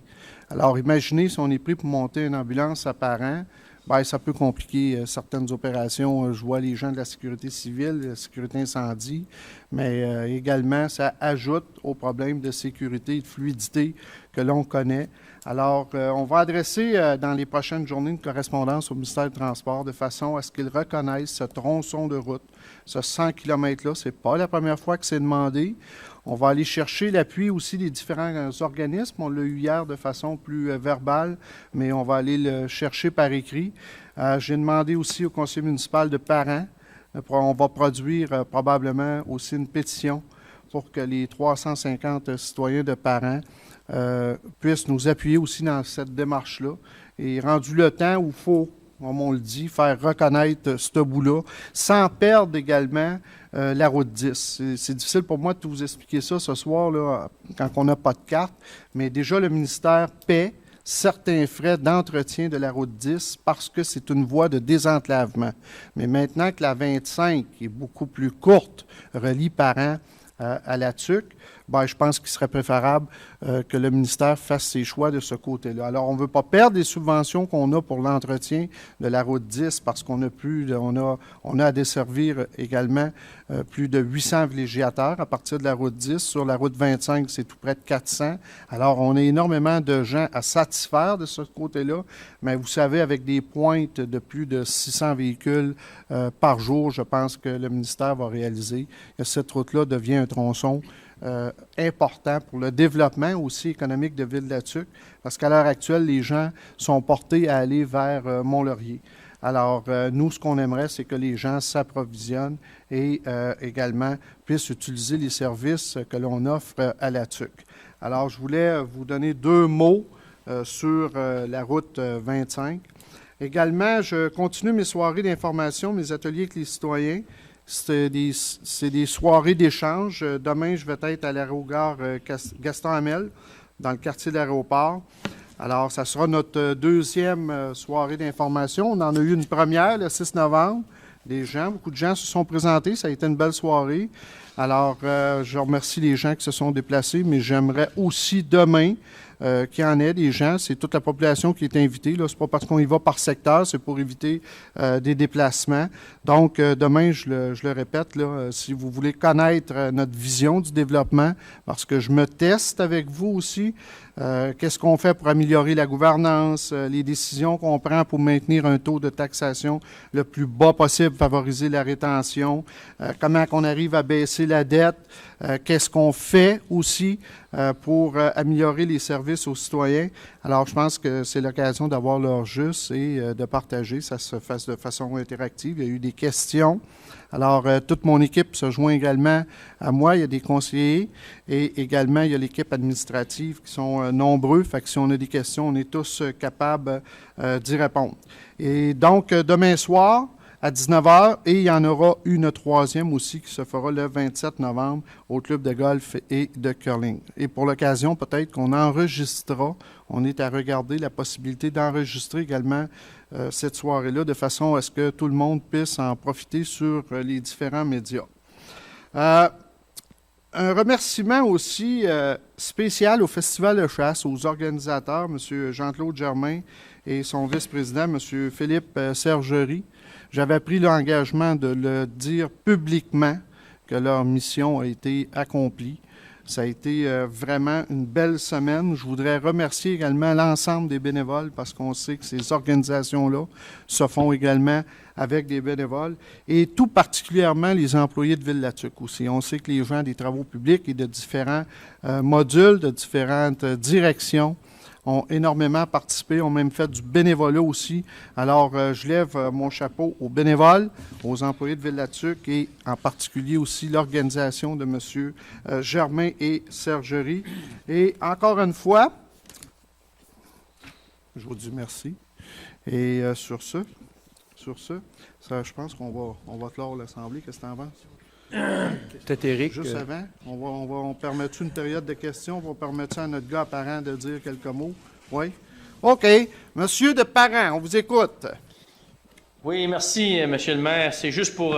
j'aurais 3 petits points, juste pour enchérir aussi au niveau de l'entretien des routes. Des fois, on n'a pas idée de ce que ça représente. Juste se rendre, faire des commissions, faire une commande. Là. Pour nous autres, c'est 400 km aller-retour.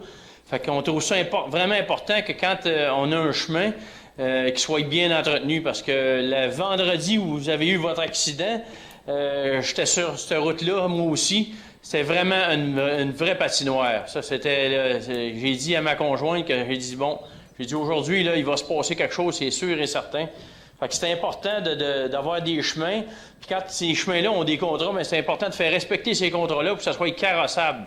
Parce qu'on dit qu'on veut développer le territoire, mais il y a des fois qu'on ne fait pas tout pour le développer. Fait que sur ce point-là, je voulais apporter cette précision-là. Je peux aussi apporter une autre précision, c'est d'être prudent. Il y a encore beaucoup de gens, en tout cas ici, en forêt, qui vont à la chasse au petit gibier ou qui vont faire d'autres activités en forêt. D'être vraiment prudent, de ne pas utiliser encore les cours d'eau parce que c'est vraiment là, il n'y a rien de glacé en profondeur. L'épaisseur de la glace n'est pas là du tout. Fait que on a une vingtaine de centimètres de neige ici. Les motoneiges sont sortis, mais c'est vraiment important de ne pas utiliser les cours d'eau pour tout de suite. Je vous parle par expérience. Il y a déjà une vingtaine d'années, j'ai déjà passé au travers de la glace avec ma motoneige. Fait que j'ai une bonne expérience de ce côté-là. Puis, je voulais aussi informer les gens du district numéro 1 qu'en décembre, on va avoir un conseil de quartier, puis que les gens vont être avertis des points qui vont être à l'ordre du jour là-dessus. Fait que c'était pas mal ça, mes interventions. Merci, Éric. Alors, on y va avec les questions des médias. Mme Tremblay, M. Scarpino, M. Mercier.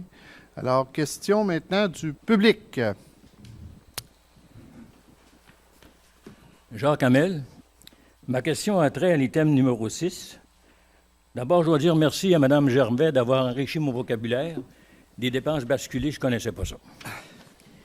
Alors, ma question va être en plusieurs volets, style Christian Bégin du Monde en Messe, ce qui est dans le cas pour notre pétition en passant.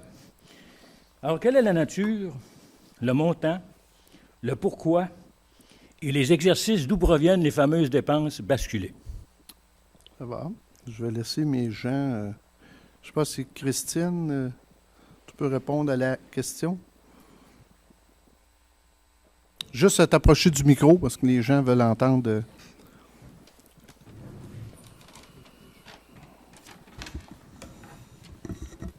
Donc, lorsqu'on parle des dépenses basculées, dans le fond, nous, on dit les dépenses pelletées par en avant, mais j'essayais de me trouver un synonyme qui était un petit peu plus adapté.